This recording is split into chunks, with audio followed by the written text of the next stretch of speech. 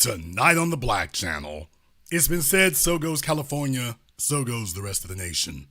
Well, take a look at the newest trend California's kicking off. The Black Channel is live.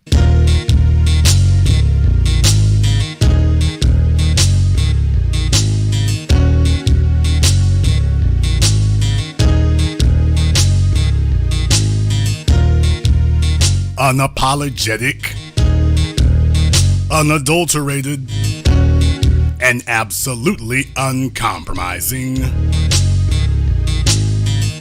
Greetings, brothers and sisters from around the world, and welcome back to the home, the haven, the stronghold, and the everlasting superfortress of intelligent black thought. We are the Black Media, and this is the Black Channel. And I am your host, your brother, your humble servant, the voice of Black America, the Black Authority, broadcasting to you live from the only historically black college university of higher education and learning in the cosmos. You are, of course, welcome to join us.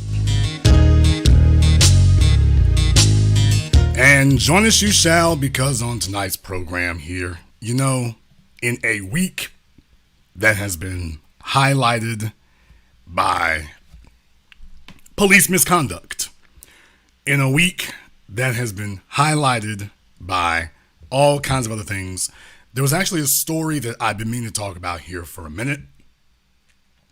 There's a story that I've been meaning to talk about here for a minute because as goes California, goes the rest of the nation. At least sometimes that can be true. There are three places in particular that you have to watch out for. You have to watch out for California, you have to watch out for New York City, and you have to watch out for Washington, D.C. If something happens in one of those three places, then that's the kind of thing that you have to watch out for. You have to watch out for that. And in California, there's a number of laws that kicked in with the start of the new year, and this one in particular is one of them.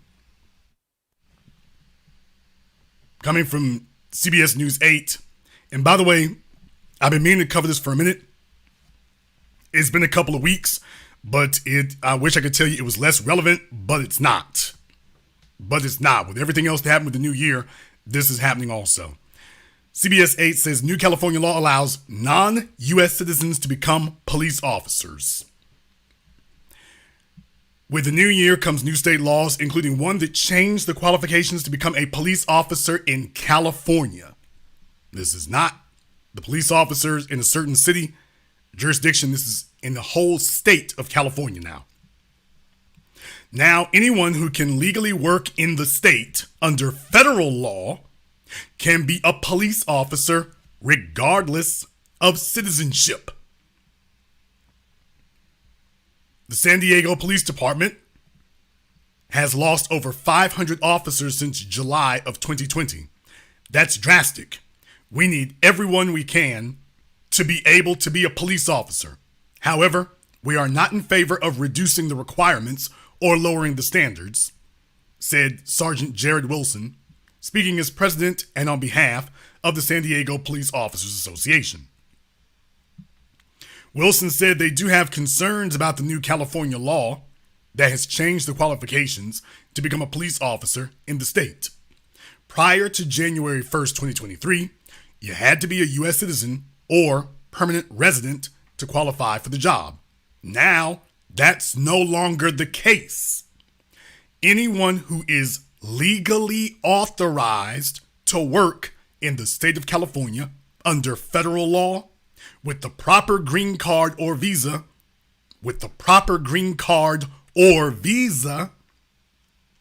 is eligible to become a police officer. So folks, what they're saying is that you don't even have to be a citizen. Essentially, you can be a long-term visitor. I'm sure that El Chapo and his friends who are famous/infamous for infiltrating police departments, I'm sure they can't wait for this one.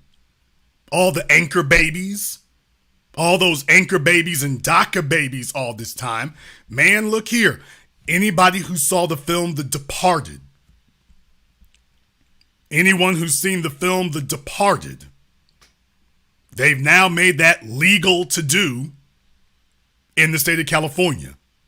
It's now legal to do in the whole state.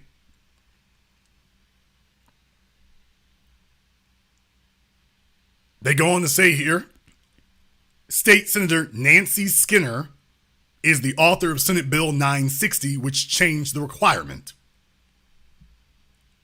So they got State Senator Karen to see about this, because you know every law that they pass, they think about how it decimates black people.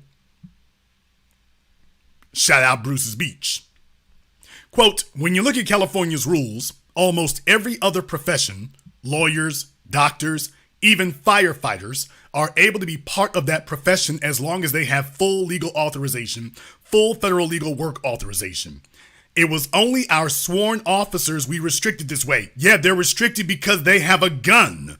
They were restricted because a police officer has the authority to deprive a citizen of their constitutional rights. Yes, that's the reason that you don't give that to non-citizens. She's comparing a police officer to a school teacher or a firefighter. She's comparing someone who has the ability and authorization to shoot and kill you with somebody who is able to teach children. Did you hear that? She's comparing that to a doctor or a lawyer. She's literally sitting there comparing a doctor and a lawyer to somebody whose job authorizes them to gun down citizens.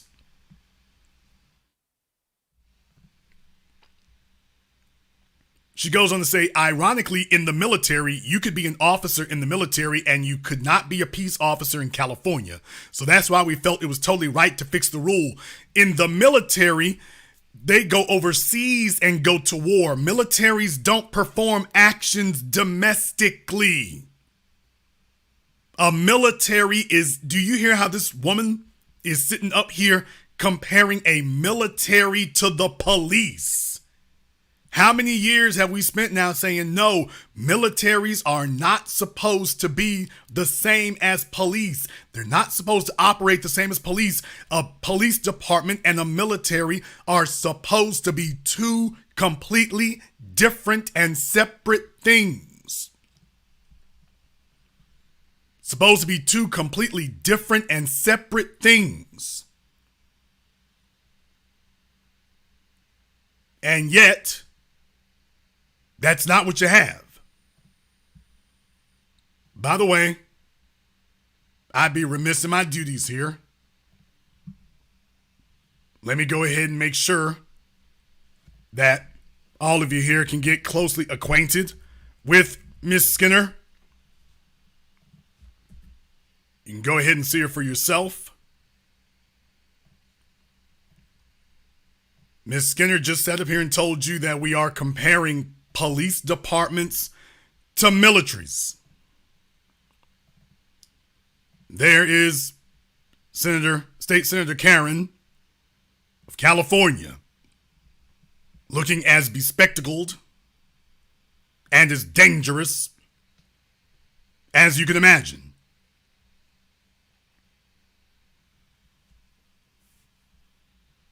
So just understand, when you are dealing with white supremacy, when you are examining that, just understand what you're looking at.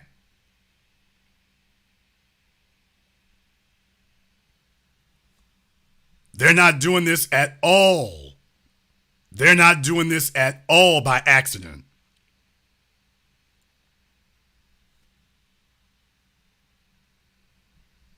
It goes on to say here, to make things perfectly clear, Skinner said this in no way applies to undocumented workers. Yes, it does. Actually, yes, it does. You got to understand this is a backdoor way of doing it, but actually, yes, it does. When you consider DACA, yes, it does. She said a person has to have full legal work authorization under federal law. People who pay taxes and have every ability to work legally in the U.S. People in the military, you have to go through a whole big system to be able to join the military. You have to go through a whole big system to join the military. You don't just get to waltz into the military and there you are. And by the way, this Nancy Skinner, y'all got to understand something. When you try to look her up online, they go through a whole lot of trouble to hide that she's a Democrat. They go through a whole lot of trouble to hide that she's a Democrat. They go out of their way to not mention that she's a Democrat. This woman who's openly comparing police departments to militaries. And yet you do not have to go through the same process. The military, you become government property. That's literally what GI means. GI means government issue. Your boots are government issue. Your shirts are government issue. Your gun is government issue. Your helmet is government issue. And you, when you sign up for the military, you become government issue also. Thus the moniker G.I. Joe. Everyone who's joined the military knows you're property of the military. You're property of the federal government. If you commit a crime, everybody in the military knows this. For those of you who are civilians and don't know it, if you commit a crime as a member of the military, literally, your superior officers can literally walk to the jail, walk in and say, release him to our custody. For folk who are in the military, they're aware that that actually is the way that works, if they wish to do that. Now, it's rare, but by the way, officers in the military or a high enough command, they can go to the civilian jail. If you've been arrested, they can go to the civilian jail and tell them, you must release him to our custody. You belong. You are the property of the United States government. And the only way you stay in jail is if they decide not to come get you. But oh yes, they can walk into any civilian jail, any prison, and walk you right out. It's rare. It rarely happens. But oh yeah, that's the law. That is not what this whack job is up here talking about. So what's your real goal, Miss Skinner? Since you're literally sitting up here distorting reality, what's your real goal? If you all believe that this lion forked tongue heifer has some ulterior motive for what she's doing, what she's done, give me a thumbs up in the chat room and hit the likes button. It's over 3,000 people watching us live right now. Over 3,000 live. I know you all have heard about what happened in Memphis with Tyree Nichols, but understand this is the next phase going forward. I'm giving you the telescope looking down the tunnel so you can see what's coming up. Understand what's coming up at us now. Not just where we've been. Understand where this is going, because here's the real issue about it. The real issue about it is that this didn't start in California. This started in Utah. By the way, this didn't start in California. For those of you who did not know, this didn't begin in California. It began in Utah. And by the way, it hasn't stopped in California. It started in Utah. It spread to California, but it isn't gonna stop there. I got that coming for you also. The article goes on to say here, Senator Skinner said it was the University of California Police Department. So, yeah, your UCLA and your University of California schools. How many of these social projects to tamper with society have come out of these colleges in California? How many of these projects to tamper with society have originated in these colleges in California? So she's invoking the University of California Police Department. She said they first reached out to her and pushed for the change. During a time when police departments across the state are struggling to fill positions, UC Davis Police Chief Joe Farrow testified at an Assembly Public Safety Committee hearing on June 1st, 2002. On June 1st, 2002. 20 years ago. That they see a lot of stellar candidates in their programs who they ultimately can't hire. We, quote, we wanted to come to the legislature to see if we can change that law, and that's why I'm here today, said Chief Farrow. Now, it says 2022. I'm hoping that's not a typo for 2020. It says 2002. I'm hoping it's not a typo from 2022. I'm hoping it's not a typo. I'm hoping it's not. Because otherwise, that means they were able to get this through in one damn year. If that is a typo, if it's supposed to be 2022 and not 2002, that would mean that they got this through in one damn calendar year. We out here fighting over reparations, but we can give preferential status to non-citizens. People, they are, the list of preferential treatment that non-citizens are getting is exploding. Do you all realize that? The list of preferential treatments that non-citizens are getting, unearned benefits that non-citizens are getting, they've got more rights, more protections, and more benefits than we as black people. As descendants of slaves, they've got more rights than we do. They are getting more benefits today. Today. Yes, easy, they are deputizing non-citizens and in effect de facto illegals when you take a look at DACA. They're now not just deputizing citizen white supremacists, we're now deputizing non-citizens. They go on to say here that SB 960 passed, changing things for people like UC Davis graduate and DACA recipient Ernesto Moron. That they said the name, not me. Ernesto Moron, who attended the UC Police Academy and passed the background check, but wasn't eligible to be hired as an officer until now. Did you all get that? He had been trying to join the police department even when he knew he didn't really qualify, even when he knew he really didn't qualify to be able to join. Why is he so damn eager to join the police department?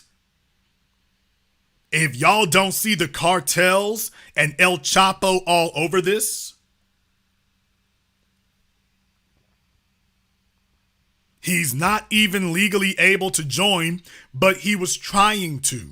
Now that it's legal, y'all see what the hell's going on? These are going to turn into the cartel police departments to the extent that they haven't, that they already aren't. The Los Angeles Police Department, the Los Angeles Sheriff's Department is already a de facto wing of the cartels. It's already one.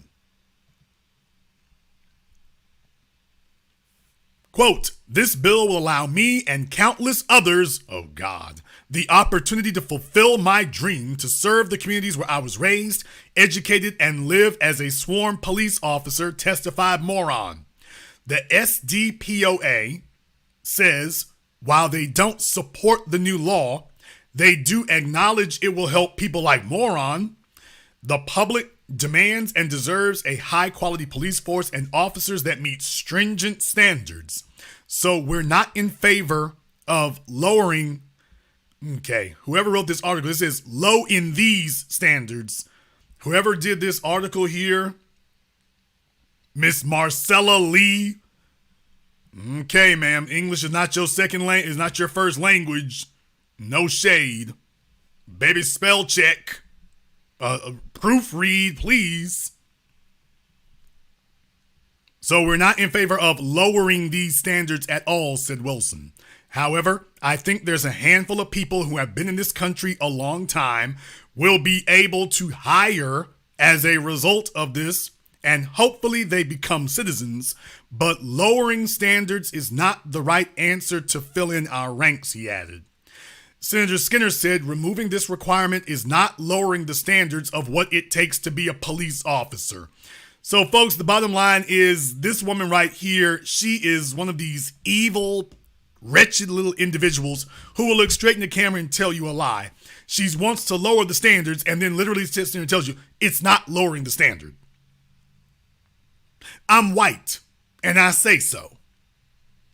She said, quote, they would still have to meet every other qualification. Did you hear that? It's not lowering the standards.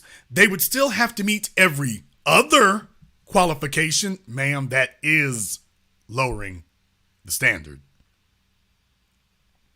That is lowering the standard.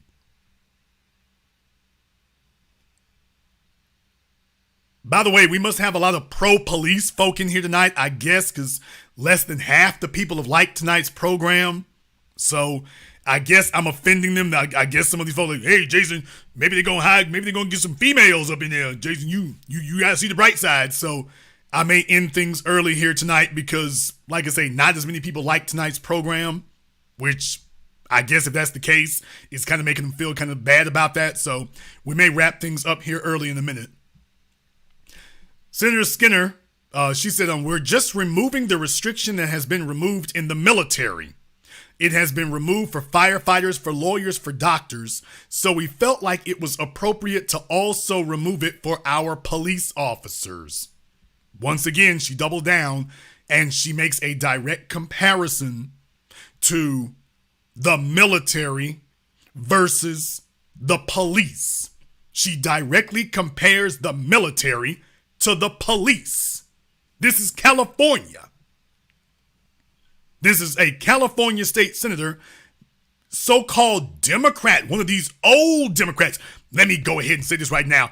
How many of y'all want to bet that back when she was 20-something years old, she was all over UC Berkeley because she comes from University of California for education. I think she's worked there, but she's one of these people who comes from the California system. She attended the University of California, Berkeley, got a BS, bachelor's degree from UC Berkeley College of Natural Resources, and a master's in education from UC Berkeley School of Education. As a student, she was a leader in the anti-apartheid movement. Oh, shucky ducky. So when she was in college, I think it's safe to say that she was kicking it with the brothers when she was in college. She was hanging out with black folk in college. Oh, I'm all against apartheid. Come over here, Leroy and Jamal. So when she was a young thing, we see what's going on now. That makes a whole lot of sense when you think about it, huh? When she was in her 20s, yes, when she was in her 20s, she was against apartheid and all this old stuff. Back when she was a young Becky, now that she's a full-blown Gertrude, now she's like, we gotta beef that police department up. Gotta get illegals, anything else. You know, the police are like the military. Got to beef that police department up. Folks, that transformation is not new. That goes all the way back to slavery. When they're young and sexually curious, they have no problem slinking and slithering in among the black males. As soon as it's time to enter polite white society, yeah, boy, here they come. They start moving like Fox News, and she's one of the Democrats. This is one of the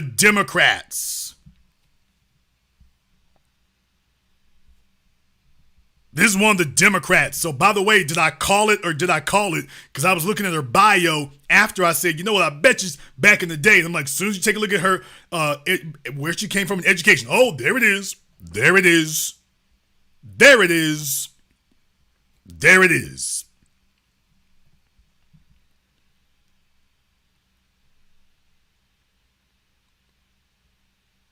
It goes on to say here that Senator Skinner said the California Police Chiefs Association supports this new law.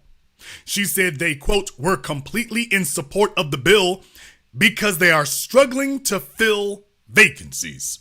They are struggling to recruit people for their academies. So they felt like, why would we restrict people that otherwise meet all of our requirements from being able to serve their communities in this way? Let's be very, very clear about something right now, y'all. This white supremacist female, suspected white supremacist female in government in California, she's not dumb or silly about this. Those of us who were the children in the 80s and the 90s, we were all prospectively, potentially recruits to join police departments like anybody else. It has been because of our experiences. You got 13% of the population that says, yeah, not for me, because of our experiences with the police, both past and present.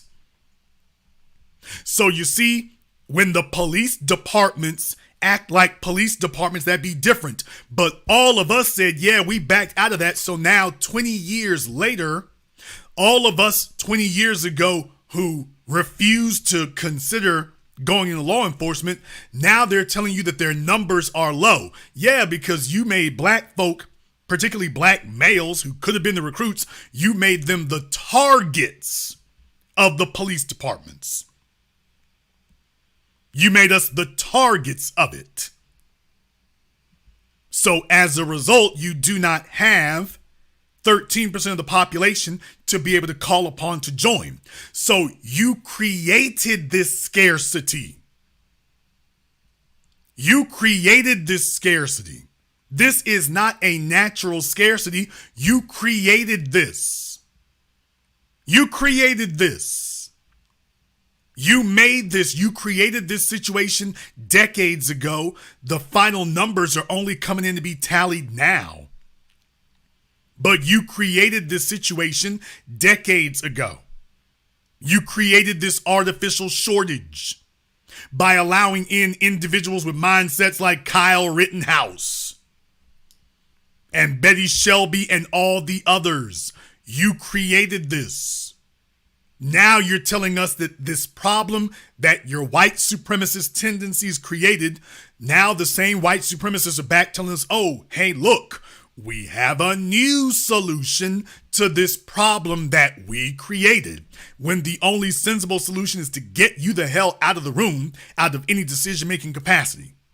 That's the only sensible decision, is to remove you from any sort of decision-making capacity, Miss Skinner. You do not need to be involved in any decision-making whatsoever. You created these problems right after you got done with the brothers, or the brothers got done with you back in college. Now she's here to try to retroactively rectify the situation. The story goes on to say here, CBS San Diego contacted CBS San Diego contacted the San Diego Police Department and the San Diego County Sheriff's Department to see if they will be hiring based on the new law. The San Diego Police Department spokesperson said, quote, we have worked with City Human Resources to change our bulletin to reflect the changes of SB 960 and citizenship requirements for applicants. Each applicant, no matter their citizenship status, would go through the same testing and background process. Well, I'll be damned. Remember at the beginning of the article, remember what they were saying at the beginning of the article. Sergeant Jared Wilson, speaking as president on behalf of the San Diego Police Officers Association. Yeah, that didn't take very long. He's not in step with what they gonna do. A Sheriff's Department spokesperson told CBS 8, among all other requirements, applicants, quote, must be able to meet this requirement, be legally authorized to work in the United States under federal law. So Yeah, there you go. Welcome to the cartel cops. Welcome to the cartel cops. It's on. Welcome to the cartel police. Well, if you were sitting up here telling yourselves that, well, how long will it take before this becomes an issue? How long will it take before this breaks out and becomes an issue? Well, I got bad news for you. I have bad news for you. This didn't take very damn long at all. A shortage of new police officers around the state, and tonight, one city in the valley is looking at a new solution, allowing non-U.S. citizens that live and work in Nevada to have a shot at patrolling the streets. Fox 5's Drew Andre spoke with City of North Las Vegas leaders. They're spearheading this proposed legislation. He joins us live now from City Hall. Drew? Well, John, the city of North Las Vegas came up with this proposal when they were looking for new ways to recruit police officers, and they also believe it will lead to more inclusive communities. It's an honor. Boy, you hear all that talk. When's the last, if these people wanted to do something for inclusive communities, notice who they ain't thinking about. You see the brother back there looking? The brother knows either that or he's like, hey, bring her on in. I'm hoping that's the look of skepticism. I'm hoping that's not the look of sexual adventurism. I'm hoping that's the look of skepticism on that brother's face back there in the background on the left. I'm hoping that's skepticism and not adventurism. He looking hard. So, brother, I hope that's skepticism. I'm hoping it is. And they also believe it will lead to more inclusive communities. It's an honor to have the badge placed on your chest. But in Nevada, only one bestowed upon U.S. citizens. And we started looking at what the state had done in 2015 when they did basically the same thing, but for teachers. We said, well, why don't we just do the same thing for police officers? There are about 100. Because teachers don't carry guns and police the civilian population. That's why. Teachers have a relatively limited amount of physical harm that they can do. That's the reason why you can't compare a teacher to a police officer. And they keep doing that. 140,000 Nevada residents that have legal authorization to work in the U.S. but are not American citizens, plus another 12 to 15,000 DACA recipients. That's the immigration policy that protects young people from deportation and provides work permits. Okay, so DACA is for illegals. They keep saying, this ain't for illegals. This ain't for undocumented. DACA is literally for illegals. Literally. And then it ain't really for them. Then turn right around. Yes, it is. So just understand, Brother Neely Fuller said it decades ago, and it's being borne out every single day that we turn around here. White supremacy is about talking out of both sides of their mouths, telling you that they're not doing exactly what they're doing to you right then. I'm not stealing your car. Give me my key fob. I'm not stealing your car. Well, hand me back my key fob. I'm not stealing your car. Get out the seat of my car, man. I'm not stealing your car. Don't crank up my car, dude. I'm not stealing your car. We've talked to a lot of groups that work with high school kids, young adults, and there's a massive interest to be in the police field, but there's that barrier where they just can't. Last year, the city of North Las Vegas became the first police department in the state to allow non-citizens into their Youth Explorers program. But there's that Take a barrier look at that. where they just can't. Last year, Take a look at that. Take a look at that. They're Youth Explorers. Youth Explorers. Take a look at that. North Las Vegas. Not to be confused with Las Vegas proper, but North Las Vegas. Take a look at that. These are your Youth Explorers. Take a look. Take a look. Okay. If you think this turns out well, if you think that this is harmless, and if you think this turns out well, all right. The police field, but there's that barrier where they just can't. Last year, the city of North Las Vegas became the first police department in the state to allow non-citizens into their Youth Explorers program. That gives teens a chance to learn about a future career in law enforcement. Since opening up to non-citizens, the number of kids in the program has grown. We get our recruitment numbers up for sure, but more importantly is to just be all-inclusive to the community. Between retirements and a lack of interest in joining police, I mean, you take a look at this here. You take a look at this here. Okay. All right. forces, departments in recruitment numbers up for sure, but more importantly is to just be all-inclusive to the community. Between retirements and a lack of interest in joining police forces, departments in Nevada and across the country have struggled to recruit new officers. If Assembly Bill 30 passes through state lawmakers and onto the governor's tree, have struggled to recruit new officers. All right, brother, I hate to put you on blast, brother. I hate to put you on blast, brother. Y'all see him back there in the back, right? You see him back there in the back this time. He looking straight ahead. He looking straight ahead this time. He looking straight ahead this time. He wasn't looking straight ahead last time. He looking straight ahead this time. So I would be remiss in my duties if I did not point that out. I would be remiss in my duties if I did not point that out. Police forces, departments in Nevada and across the country have struggled to recruit new officers. If Assembly Bill 30 passes through state law, he passes through state law. Yeah, I was wondering why he was looking around.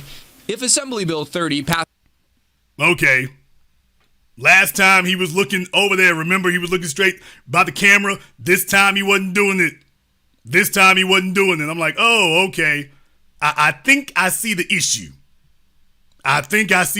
This time. So, I'm not going to go so far as to say adventurism confirmed. I'm not going to go so far as to say that, but I'm going to say adventurism suspected. Between retirements and a lack of interest in joining police forces, departments in Nevada and across the country have struggled to recruit new officers. If Assembly Bill 30 passes through state lawmakers and onto the governor's desk to sign this spring, North Las Vegas leaders believe this could cut into the problem while allowing a new group to wear the badge that symbolizes authority, respect, and trust. When you talk about inclusionary measures, when you talk about equity and opportunity, AB 30 kind of envelops all of that. I thought this was interesting. Now, when they do this panning shot, no. When you talk about inclusionary measures, when you talk about equity and opportunity, AB 30 kind of. I think this picture says it all. When you take a look at this roll right here, this says it all. Damn it.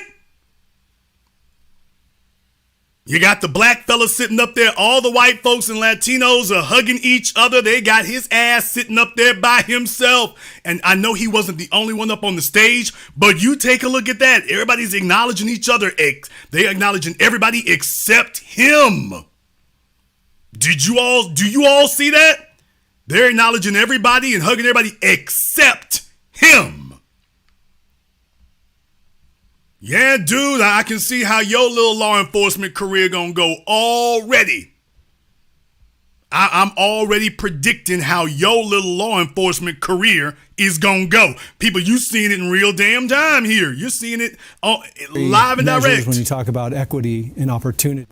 They're sitting up here making it clear. It's like, oh, buddy, they ain't gonna front. You're on your own. And what that really means is your lunch. Yeah, buddy. He didn't even make it out of the ceremony.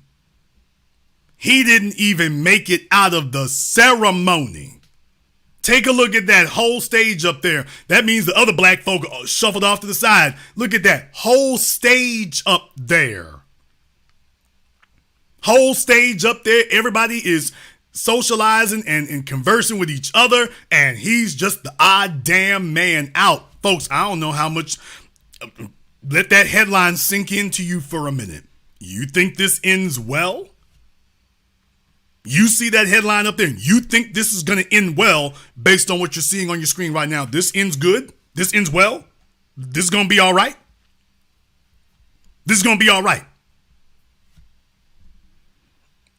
Also, take a look at what side of the country this is all happening on. This is all happening on that area in the country that's affected by what's happening in Mexico and the cartels and illegal aliens and every damn thing else. So take a look at the areas that are doing that. They're first and foremost, first in line to do that. So what you're seeing is all these places and things that froze black people out for so long, they did it. And what they're showing you is their strategy has not changed anybody except black folk. Why do you have such a problem with black people being a part of running these organizations? Because black people, when black people show up in sufficient numbers, there's one thing's for damn certain. We're going to, as long as we're not immigrants, we're going to deconstruct the white supremacist structure there. The white supremacist structure ain't going to be able to roll as easy as it was. So job number one is always keep black folk out, keep them out of any positions of authority, even if they're the majority, keep them out of any positions of authority. This is why when you go to Walmart, 90% of the employees are black females and none of upper management is. That's the way it's always been since Sam Walton started the place. 90% of the employees when you walk in the store are black, but when you go up into management, none of them are black. That's not accidental, that's policy. You can't have something that happens like that. Mathematically speaking, it would be impossible for your upper management to look like that. Mathematically speaking, that's impossible. It can't happen. Not through normal physics and mathematics, it's not possible. But in an engineered situation, oh hell yeah it is. We filter them out. We sure do. Then you go into law enforcement. Oh, they don't even give you the opportunity to get to a sergeant or lieutenant position. Yeah, somebody who can have authority over the cops out there doing stuff like they did to Ronald Green. Somebody who has that kind of authority. No, we're gonna stop that before you ever get along. We're gonna stop that before you ever get along. So what you'll have is one Negro who is allowed to be filtered up through the ranks, carefully vetted. They make sure he ain't gonna make any waves or she ain't gonna make any waves. And then if they need a scapegoat when opportunity or convenience serves them, then they're going to put you in charge. Or at least they're going to put you in the big house. You're not going to be running anything. They'll put you in the big house, but you won't be running anything. And that's the whole point. When you get there, you won't be running nothing. And that's always, always, always been the agenda. So for those of you who are unaware, for those of you who didn't know, for those of you who weren't on top of it, for those of you who thought it was going to start and end in California, well, first of all, it didn't start in California. And as you can clearly see, it ain't going to end there. It didn't start in California and it's not going to end there. So while Negroes been talking about legalizing marijuana,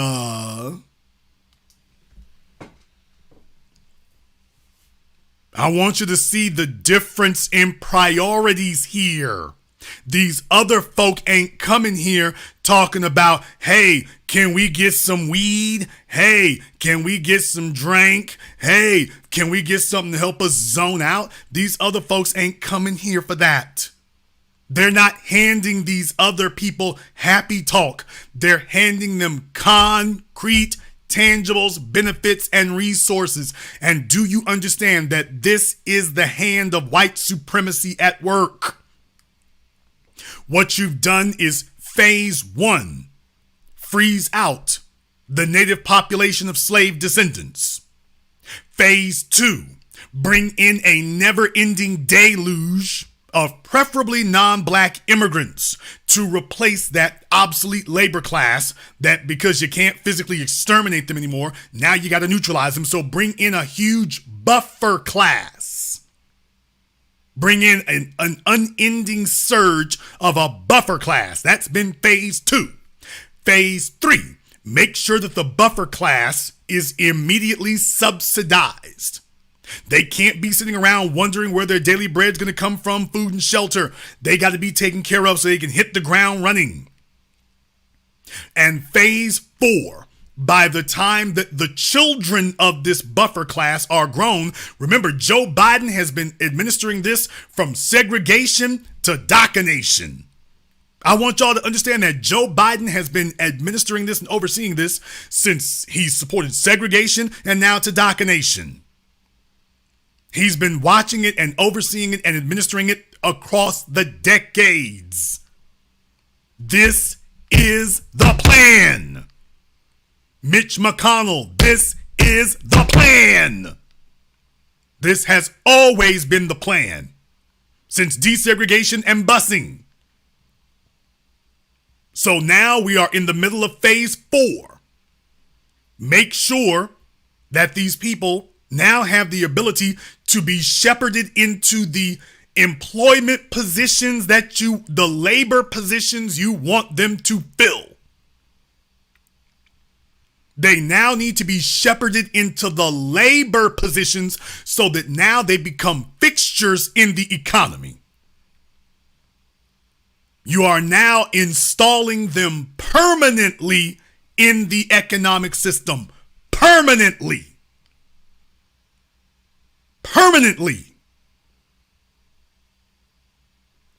You started by saying, oh, don't worry, it's just going to be some software visas. Bill Gates sitting right there pushing it. Bill Gates. Oh, just some software visas. We need more programmers, software visas. And now you've seen how that has exploded. Now it's exploded. And now it has proceeded to the one area that black folk have been yelling about, short of economics, about the police. And they're like, we can make some illegals cops. Sure we can. So they're making sure that they've got permanent installation in the economic system, and now they're giving them authority over black people. They are deputizing them. So this was always the plan. Freeze black people out, bring in a new group, make sure they're properly sustained, and then permanently install them into the economy so that now they are a fixture of it. Now they're a fixture. Remember, the DACA kids are not citizens. They can be removed tomorrow. The DACA kids are not citizens. That's not the case. But what they are is they're being put into a position where they can be led exactly where they need to go. So what they're doing is saying, okay, legally you can't work at these other things here. We're going to open up a lane for you. Oh, you can be police officers? Why, sure, we can make you police officers. Why, you can be soldiers, go fight our wars. You can do that. In other words, what they did with black folk. Remember, this is exactly what they did with black people. For those of you who don't remember, after the so-called end of chattel slavery, remember, first thing they did was open up the militaries to black folk when their butts were really in a bind. World War I, World War II, they've never had a problem sending black folk off to help fight the Civil War, hell, American Revolution. They've never had a problem with black folk helping to fight their wars. That's always been the way. There has never been an issue with black folk fighting the wars. Buffalo Soldiers, Tuskegee Airmen. We had no rights. We had no rights in America except the right to go fight their wars. That's always been the way. Always been the way. This isn't anything new. This is a tried and true system. Rinse and repeat. Been doing it for decades. Rinse and repeat. Rinse and repeat. This isn't new. This isn't new. This is a tried and true system that they're just rinsing and repeating for our time now. So they got their new buffer classes, rinse and repeat. Hey, you can go fight our wars. You can go police the citizenry. Okay, but you know full well they serve the people at the top. You are not in any type of authority position. You're not in any position of authority. You know who makes the rules. You know who makes the rules. You know who makes the rules.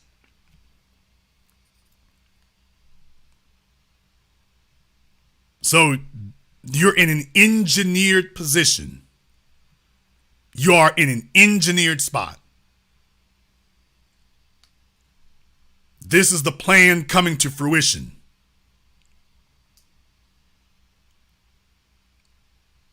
And the media hadn't said a whole lot about these things. They didn't say anything about Utah. They didn't say anything about Utah at all. They didn't say nothing about Utah. Nothing. And now you're taking a look here, and I've been monitoring it to watch and see how it goes, and I wanted to see the next shoe fall. I've been watching it to see the next shoe fall, and here came North Las Vegas, and I said, here we go. Here we go. Here we go.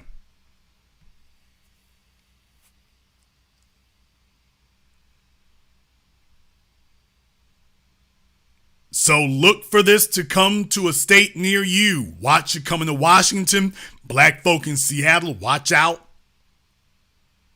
I could even see this coming to Texas at some point. Believe it or not, I could see this coming to Texas. I could see this coming to Texas at some point. It could happen. It could happen. New York City? Are you kidding me? New York City? Are you kidding me? Are you kidding me? Old Mayor Eric Adams, he might as well be handing out a police badge to all the illegals as they get off those buses from Texas and California. Texas and Florida. He might as well be handing out a sheriff's badge and a police badge to all the illegals as they're stepping off the buses. Them buses taking them from Texas and Florida to New York. He might as well hand them a badge and a gun. He might as well hand them a badge, a gun, and a pair of handcuffs as they step off the bus. You know full well he's going to be all over that loving it. He'll be all over that loving it. So that whole southwestern region of the United States, there that goes. You can look for them to be, oh, this is a great idea. This is a great idea. Fantastic idea.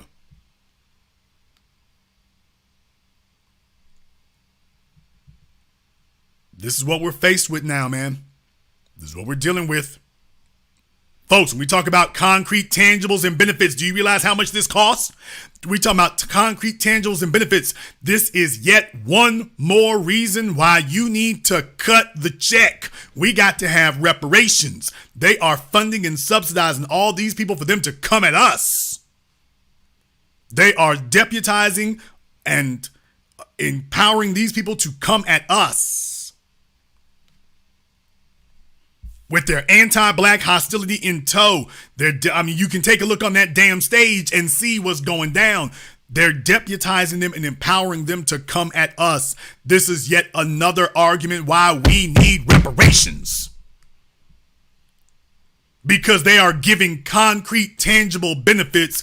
They're giving money. They're giving concrete benefits and money. They are making sure these other people are economically shored up. They're putting an socioeconomic safety net under these people. Oh, you're a DACA kid. You're not legal. Folks won't hire you. We'll put you in the police department. No problem. Straight to the police department. You'll be good. They're making sure everybody else gets benefits, tangible benefits, concrete economic benefits right out the gate. Right out the gate. While telling us what they can't do. Bypassing us. Every time we come up there, they don't answer the door. They don't answer the phone.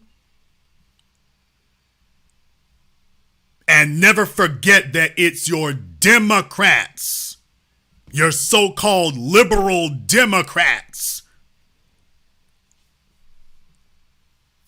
who used to be carousing with the black folks back in college. It's your so-called liberal Democrats who are behind this. It's them behind it. And to the unastute observer, you would be thinking that they're undermining white supremacy. They're not undermining it, damn it. They're shoring it up. They're solidifying it for the next 500 years. So you brought in this huge buffer class over the last 40 years, and now you are deputizing them against us. If you want to know what Dr. Claude Anderson was talking about and what we've been talking about all this time, they brought in this huge buffer class over the last 40 years, and now they're deputizing them against us.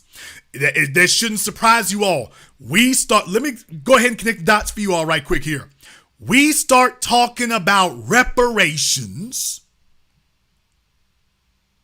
going on over a decade ago.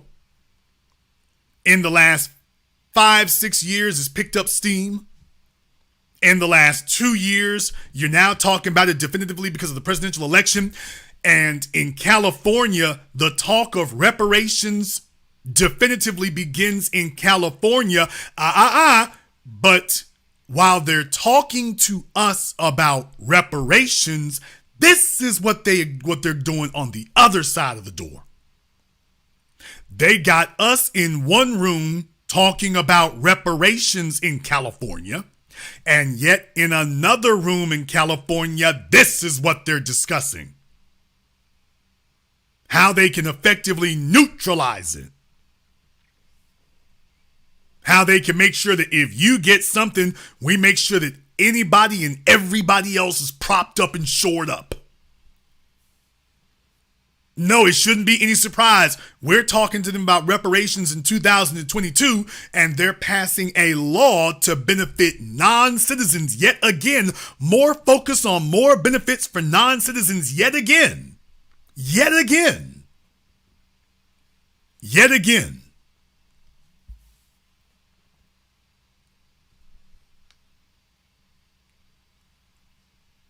That's not accidental. We talking to you about reparations and you go around to another room to talk about, okay, here's how we can help everybody else out.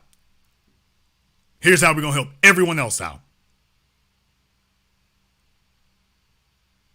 And it's just getting started. It's just getting started. But then again, you may disagree. Therefore, the telephone lines are now open. The number is 646-787-1933. That's 646-787-1933. Your personal access code to the blackest radio program in existence, the only one of its kind on planet Earth today. We're talking about non-citizen cops, already codified in the law in several states, with more coming. With more coming.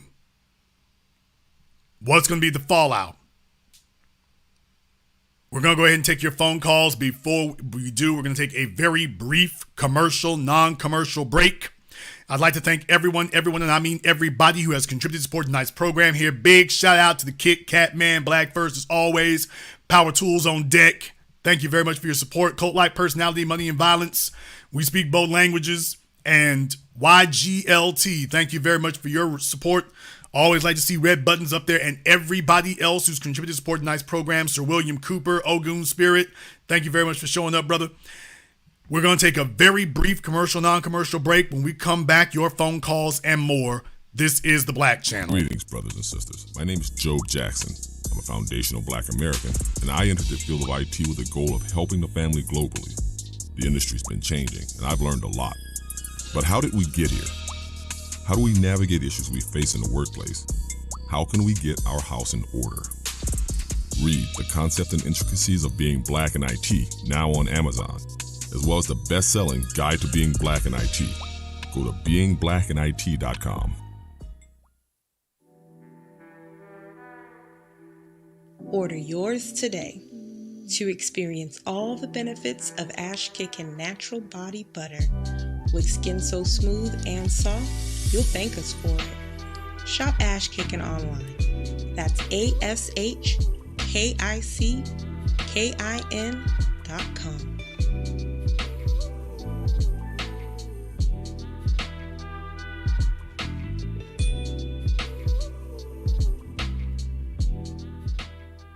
Higher Life Recruiting and Consulting specializes in direct placement.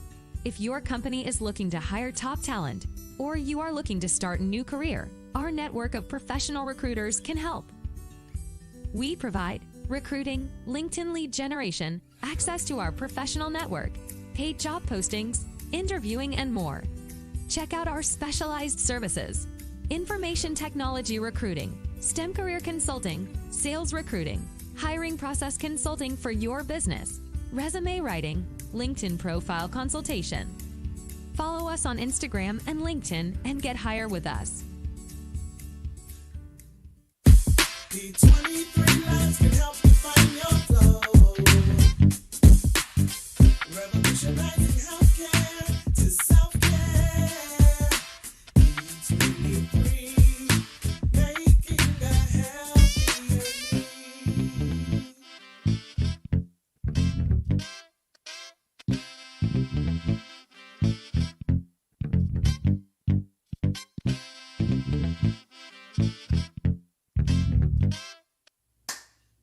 Hi, this is Brenda Starr, creator of Poetry with a Purpose and author of the book Pressed But Not Crushed.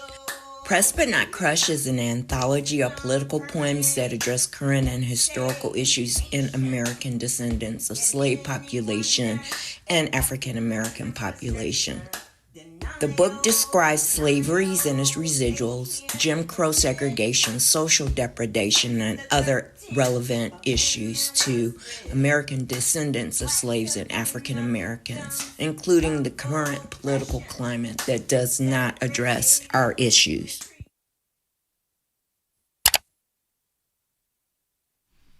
This is The Black Channel. I am your host, your brother, your humble servant, the Black Authority, and the telephone lines are now open. The number is 646-787-1933. That's 646-787-1933. Your personal access code to the blackest radio program in America, the only one of its kind on planet Earth today. You are welcome to join us as always. We are serving the interests of the black media because you are not hearing this kind of thing anywhere else.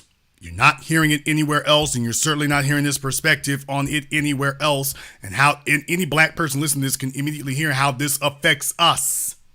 They can immediately see that, oh, this sounds like it's got a bullseye on our backs. It sounds that way because it does. You can clearly see it. I've already shown you evidence already. But let's go ahead and get your side of it here. The telephone lines are now open. The number is 646-787-1933. That's 646-787-1933. Your personal access code to the Black Channel. Let me get caller from area code 469. You're on live with the Black Channel. What's your name? Where you calling from? This is Thomas calling from Dallas, Texas. Thomas from Dallas, what's on your mind? Yeah, Jason, I mean, this doesn't make any sense, and it's insane. But yeah, you're right. I think it will happen in Texas because in Texas now, man, they let Latinos, they let them purchase cars without licenses, man.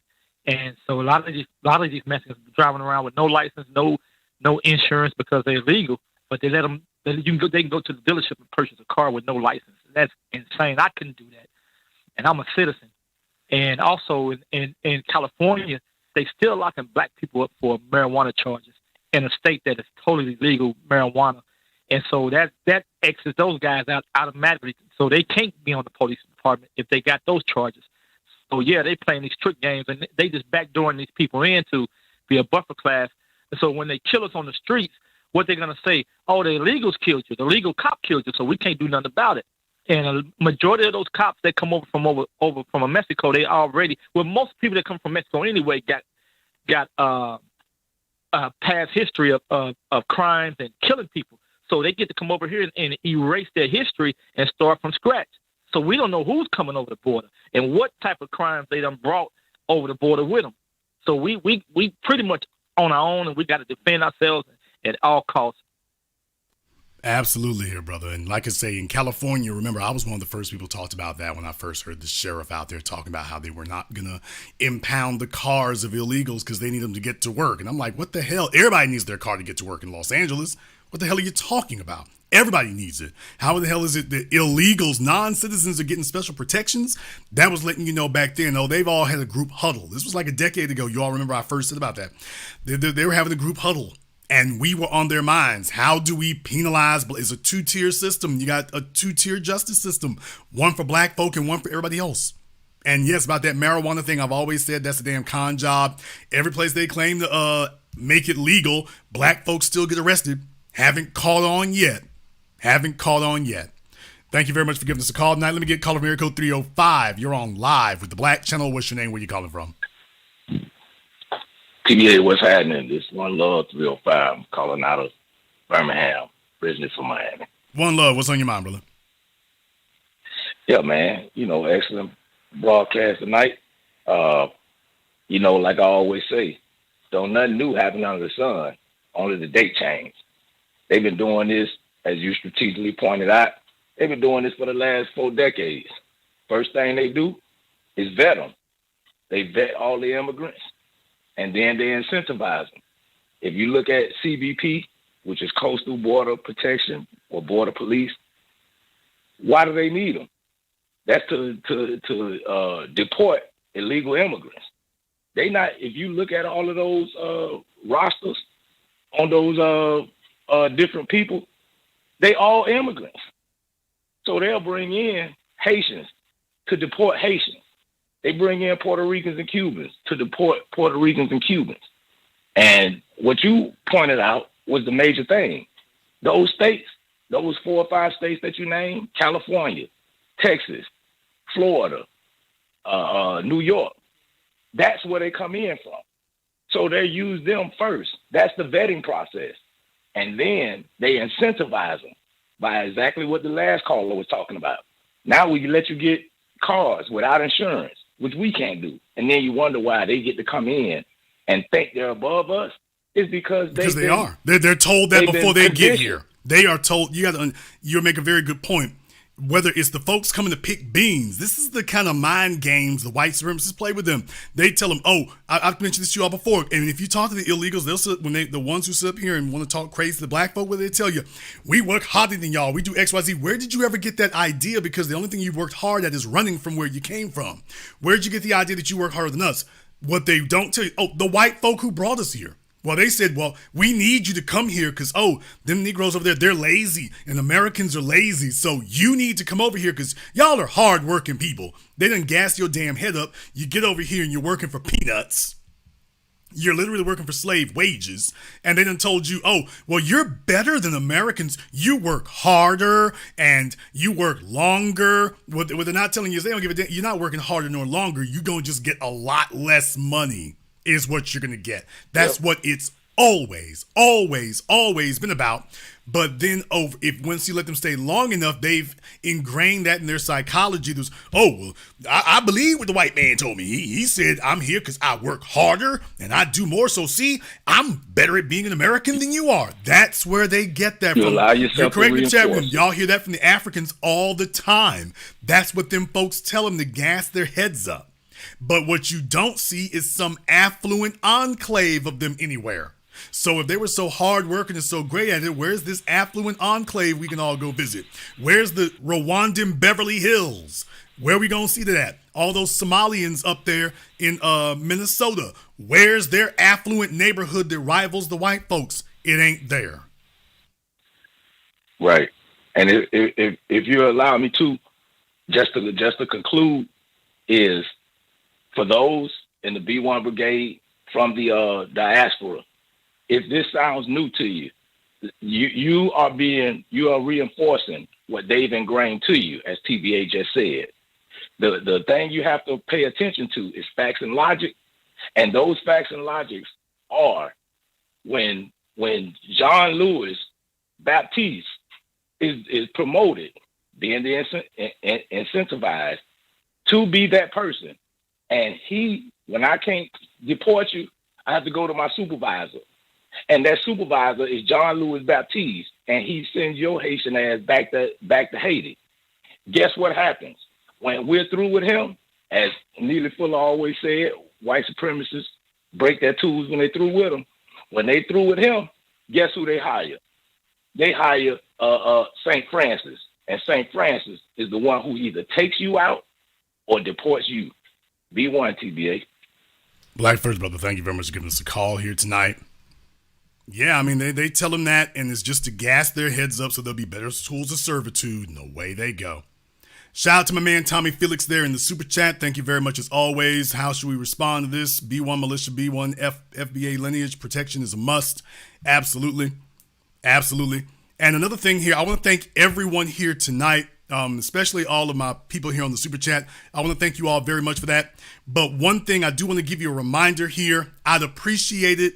I definitely appreciate you all supporting the program. And sometimes you do want to say something in the super chat during the program for replay. That's great and everything. But please keep in mind, Google and YouTube keep 1/3 of every dollar you send. So of that $100, YouTube is going to keep $33. Of that $200, big shout out to Kit Kat Man, but of that $200, YouTube is going to keep 66. So in reality, we kind of caking them up on that. So I'd appreciate it there. For those of you who do that, consider using either Cash App or PayPal instead. That would certainly cut down on that, because YouTube and Google are not friends of ours. Google is not our friend. YouTube is not our friend. They've never been our friend. Ever. Ever.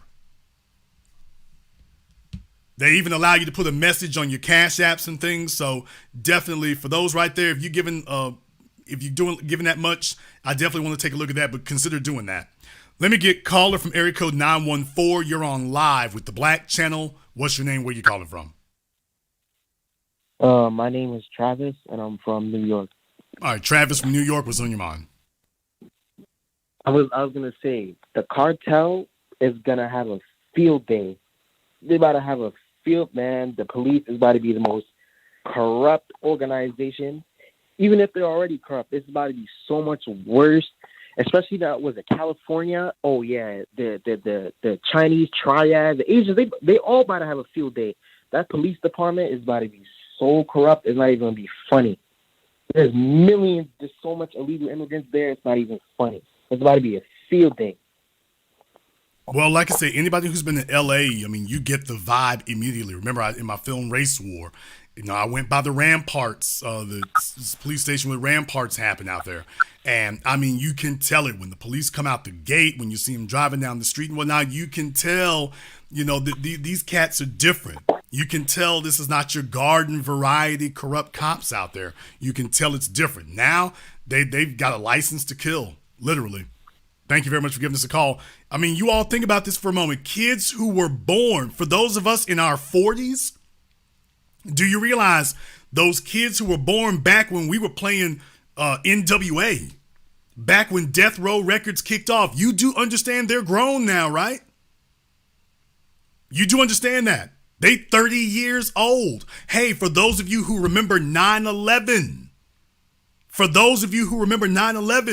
these DACA kids from 2001 when 9/11 happened, they just turned 22. Time keeps on slipping into the future. So when you and I were in high school playing NWA, those kids are in their 30s now. And if you remember 9/11, those kids are in their 20s. They full grown. Dude. They full grown in large numbers and ready to start kicking up some dust. Man, look here. The numbers are already there. They're already there. Enough time has already passed. Call of Miracle 281. You're on live with the Black Channel. What's your name? Where you calling from? Yes, this is Beans calling from H-Town. All right, Beans, what's on your mind? Hello? What is on your mind? Yes, once again, a great broadcast. I like how you comb through what the media is showing us. It's almost like a smoke screen. They portray it to be one thing, but like you break things down to where you can see exactly what they're doing, because it's kind of like they're not telling the left hand what the right hand is doing. And like down here in Houston, the immigrants that are coming, they're allowing them to come over with I believe broadcast a couple of broadcasters ago, you had put out there that they're giving them the right to vote. So if someone is allowing you to come over into a country and you be able to start a fresh start, of course you're going to vote for that person because they're putting you in a better situation.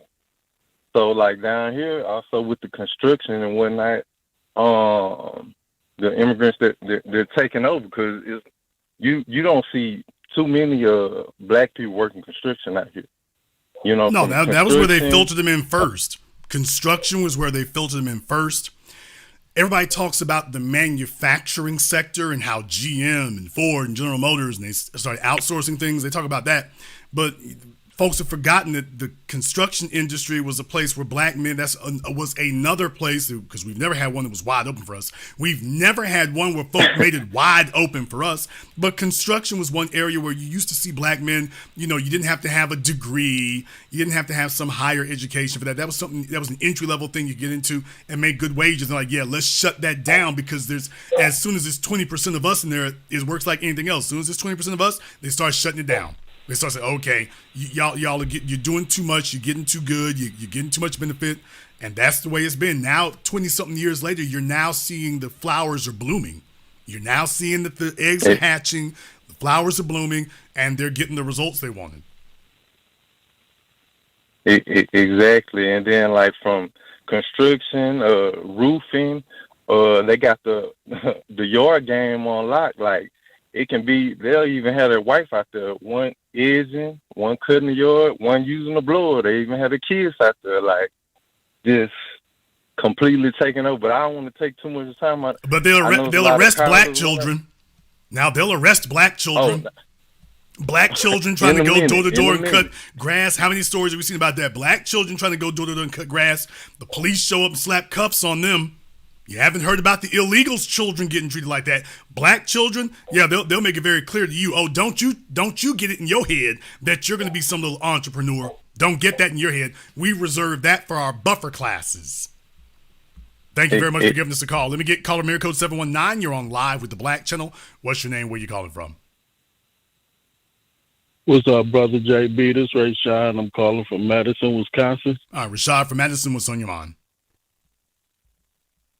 No, brother, you're absolutely right, man. This is all part of the satanic elite agenda, man. But I want to say something to the family real quick. Mexicans and Puerto Ricans, man, they social climbers. If they was in Japan, they'd be helping the five families suppress the general public, man. If they was in Russia, they'd be suppressing Ukraine. If they was in Ukraine, they'd be suppressing the Russian nationalists, man. If they was, they just playing their role, man. You're absolutely right, brother. I appreciate all you do, man. Be one. Black first, brother. Thank you very much for giving us a call here tonight. Let me get caller from area code 706. You're on live with the Black Channel. What's your name? Where you calling from? It's Bomani calling from Augusta, Georgia. All right, Bomani from Augusta. What's on your mind? Yeah, I'm listening to the broadcast. I'm loving everything that you're saying. I'm wondering though, if is it a time for us with them? Are they creating a new gang war? Because by gang, I guess you could say gang affiliations or whatever that is. Even the police, especially the police in California, have a gang culture, and I'm wondering if that's what they're aiming at when you're talking about bringing immigrants in to be police officers, because we already know who the target is, and that's going to cause a conflict. And I bet you we will start an organization, if need be, to battle that, similar to what the Black Panthers did. Well, I mean, they're not starting it, they're just enhancing it. They're not starting it, they're just enhancing it. All they're really just doing is enhancing it. They've already got that available. They already got that out there. So they're just, they've always had their gangs in these police departments already, especially in California. They're doing whole stories about them now. They got tattoos and lodge meetings and every damn thing else now. Exactly. The only thing they haven't done is get incorporated. That's the only thing they haven't done yet, is go ahead and get incorporated and register a trademark with the U.S. Patent Office. That's literally the only thing they haven't done yet.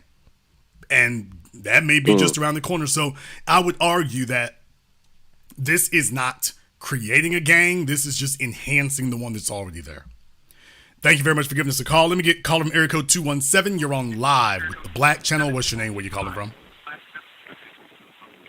Timothy calling from Urbana. Urbana, Champaign, Illinois. Okay, Timothy from Champaign, Illinois. What's on your mind? Hey, look, I'm going to tell you, I'm kind of going to piggyback on what the brothers were just talking about. Yeah, that's right. When we talk about the gangs, see, this is the thing that's ironic about this whole thing. They said that the LASD by the DOJ said that they were a gang. So let me get this right. They're a gang, so now let's go ahead and start allowing more illegals to come in, and not only come in, but then become law enforcement officers. It's completely asinine. And again, Gavin Newsom's doing this, and unfortunately, we have black people. For me, the one big thing was we had black people that kind of went along with it. It was kind of like, the best way I could describe it is a frat system, because we had black people, and it was like, oh, they want to be selective on who they let in, because it's like, I don't want anyone tarnishing my name. Where the illegals or Latinos were saying, look, I got a cousin, this. Yeah, they may have records, but guess what? I'm going to try and get them in. So they were throwing everybody at LASD, LAPD, trying to get them in, and black people were cherry-picking what they thought were the best and not looking for the rest. And that was something that ultimately put us behind the 8 ball down there. But now what they've got is they've got a lock, just like that earlier caller said. They've got a lock now. They will be able to bring in people. They can bring in drugs. They can bring in whatever they want to, because if you've got the Border Patrol, you've got the Highway Patrol, and now you have the sheriff's departments throughout all of those counties, you've got a power that no one in this country has. And again, the thing was, if they would have allowed, if black people and black politicians, the black representatives, would have been making a stink when black people were trying to get in like 30 years ago, because I know that I was there. I was trying to get in. I couldn't get in. We would have had a different situation. But what it was is they were getting money in their pockets. And then also for Nancy Skinner used to be my representative. I know her, and that's the thing that shocked me with this. I'm like, what the hell? I'm going to be calling tomorrow because I'm hurt, because I can't believe that this woman would do something like this blindly stupid. Brother, I mean, the point is, community. This is just a reminder. We have no friends. Anybody who's been counting on the Democrats or honorability, how long you know them, brother, we don't. Let this be a reminder to you all. We have no friends. Gavin Newsom, y'all know I've been on his bumper ever since he announced he wanted to run. I've never been okay with that guy. Never, ever. He's always been this deranged sexual deviant. And then when he was sitting up here talking about Bruce's Beach, I'm like, okay, watch the lemon twist come in it. And sure enough, it happened exactly the way we said. Thank you very much for giving us a call. It happened exactly the way we said. So out of one side of his mouth, he's talking about Bruce's Beach and reparations, but he's putting all these other things ain't plans. He's just putting those into motion. And we understand how this pathology works. This is for the express purposes of neutralizing whatever they put the blockade in place first, and then they give you a neutralize. So they neutralize whatever they're going to do for you. That's the whole idea. If we're going to do something for you, we got to make sure it's neutralized first before we ever start. Caller from area code 718. You're on live with the Black Channel. What's your name? Where you calling from? Hi, this is Gavin calling out of Los Angeles. All right, Gavin out of Los Angeles. What's on your mind? Yeah, another thing that's very interesting, how here in California, when it comes to the Ukrainian immigrants, the largest population of Ukrainian immigrants in California is in Sacramento. So I'm kind of wondering now, there's also another long plan whereby what's going on in Ukraine, they bring those people over from there to here, and where they're going to drop them at? Right there where they're already welcome in Sacramento. And the largest Russian population, oddly enough, is here in West Hollywood. Enough said, B1. Thank you very much for giving us a call here tonight. Let me get caller from area code 940. You're on live with the Black Channel. What's your name? Where you calling from? Yo, what's up, Jay Black, man? This is Scarfo. I'm calling from Suite in the Caesar's Palace in Las Vegas. All right, what's on your mind? Hey, man, I got two things. The trucking, I'm a truck driver. I've been a truck driver for 20 years. Now did you notice it ain't nothing but East Indians, the Red Dot Indians, they have taken over trucking, period, everywhere. And when you go through the scale, they don't even get inspected. They inspect white dudes, black dudes, Mexicans. They let the Red Dot Indians do to drive on.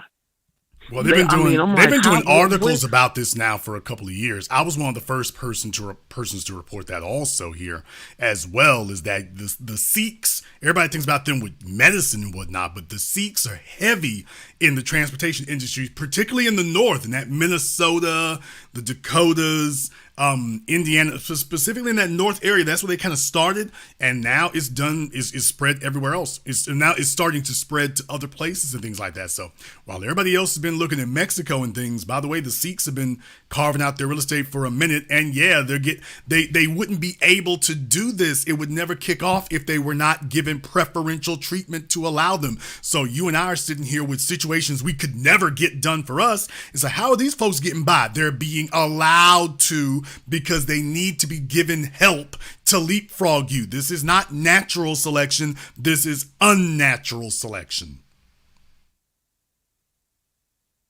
Yo, man, it's crazy. And the last thing, hey, man, I love your analogies on the mafia. You always sneak in mafia.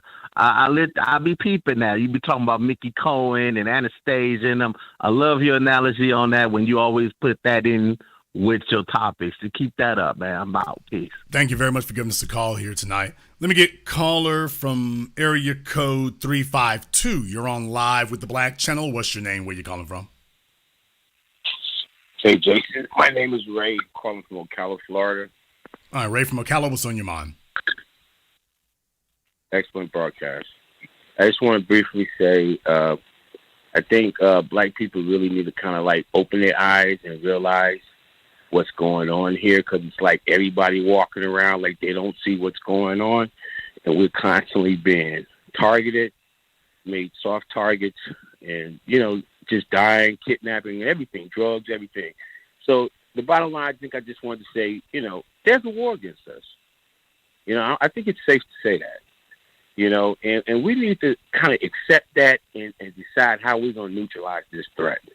Well, that's the whole reason for doing what we do here. My job, my function is to make sure we have a proper communication apparatus. You can't fight something if you don't know the magnitude. Every military needs to have intelligence. Every military does reconnaissance. You can't fight an enemy when you don't know the direction it's moving in, the magnitude. You can't just say they bad, they out there doing stuff. That's an unsophisticated and ignorant way of doing things. You need to know exactly where the players are, where the pieces are moving, where the resources are being directed. You got to have as much information as possible, and then that information needs to be disseminated among the troops as wide as possible. So my job here is to filter through these things, try to get you all the best information, try to make sure I give you the analysis of it you won't get anywhere else, dissect it in a manner you can actually use it and put into action for yourselves. That's the key critical thing. So I see that as my job here, and hopefully I'm doing a good job at that for you all. Thank you very much for giving us a call. Because for folks in California, they might pick up on this on their news. But like, if you all see the three places I've named, California, Nevada, and Utah. If you don't live in California, Nevada, or Utah, you probably didn't hear about any of this. The New York Times isn't going to tell you. The Los Angeles Times isn't going to print that. CNN hasn't said a damn word since 2020 when Utah started talking about this. So if you don't live in California, Utah, or Nevada, and a lot of you who do live in California, it wasn't like the news media out there was trumpeting it and beating the drum. It wasn't like they were trumpeting it and beating the drum. So even if you lived in those places, they ain't saying nothing. Quiet is kept. They're not saying anything. They're just doing it. Have you all ever saw laws that passed with such little debate and such little conflict? Laws that fundamentally change the social and racial makeup of these areas for the foreseeable future, and yet there's such little debate and discussion. Now, when it comes to us, it's rancorous debate. Oh, it's got to go on for years and decades. Oh, there are people stonewalling and filibustering and making up epithets and signs and going on Fox News and making sure everybody knows. For these other things right here, straight through. Straight through. I mean, slides like grease on butter. Straight through. It's only when we become the topic of discussion that all of a sudden it's conflict, it's fighting. Oh, we need a committee, and we need another committee and a commission, and we got to study this, and oh, we got to research, can't do nothing. That's when it's us. But for all these other folk, man, slide straight through. Remember the Asian hate crime bill. That thing straight through. Wasn't no argument. Wasn't any, well, all lives matter. Where were the all lives matter people when they were talking about an Asian hate crime bill? Where were the all lives matter folk? That thing sailed through. That thing sailed through. No opposition. Nobody was fighting it. Didn't take years of arguing and wrangling. So just understand, when you see these kind of things happening, all these other folks, they're just showing up and you're like, how in the hell did they all get so heavily entrenched so quickly? They were helped. They were given their positions. They were given their positions. It's only when it comes to us that here come the obstacles. Oh, we got to check and balance. We got to check the paperwork now. We got to go over this again. Wait a minute. We take a look at what's happening with reparations. Well, we got to look at this. We got to have another committee. Bruce's Beach. Well, we need another committee and another one here. Take a look at this right here. We can't move too fast now. For everybody else, this stuff just sails through. Caller from area code 310. You're on live with the Black Channel. What's your name? Where you calling from? Jason. Jeff Brown. How are you, brother? My man Jeff out there in California. What's on your mind, brother? Yes. Yes, sir. Well, I'm a go a little abstract and scramble out of the pocket on this one. But in my opinion, we only have one card to play, and we're scared to play it. And it is the absolute, and right now, separation and pulling inward from these people. What that would mean is that you would have to stop watching and playing professional sports. You would have to stop participating in any commerce that is not your own. You would have to stop with being okay with. We'd have to call in out on the carpet the Florida gangsters that allowed George Zimmerman to live. We'd have to call onto the carpet every one of us that does not call for the absolute bloodshed of these black cops that just beat that young brother till candy fell out. But we're not ready to do that. We still believe there's a such thing as a revolutionary sports fan. And there isn't. If you're under the sound of my voice and you're a fan of any team that plays professional sports that is owned by somebody white with somebody black on it, you are a part of this deadly problem. Do you see what happened when the young brother on the Buffalo Bills got hurt? The big problem was, how do we keep this game going, which is what we really want to do, without looking like the barbarians that we are? We can't, so we had to stop it. One brother stopped commerce. Nobody talks about the millions that these people lost when they stopped playing football for that little bit of time. Now imagine if none of us played and none of us watched, and if we took the strength that the Jews have, which is and this is the true strength of Jews. It's impossible to fuck with one of them. You fucking with them all. But it's so easy because they know all we gonna do is whine, march, repeat, or burn something up that does not belong to us because we don't have the guts to play financial terrorism, which is our only card left to play. What say you? Let me ask you something here, Jeff, because I'm glad you gave me a call. Now, you're a former U.S. Marine. So you served in the U.S. military.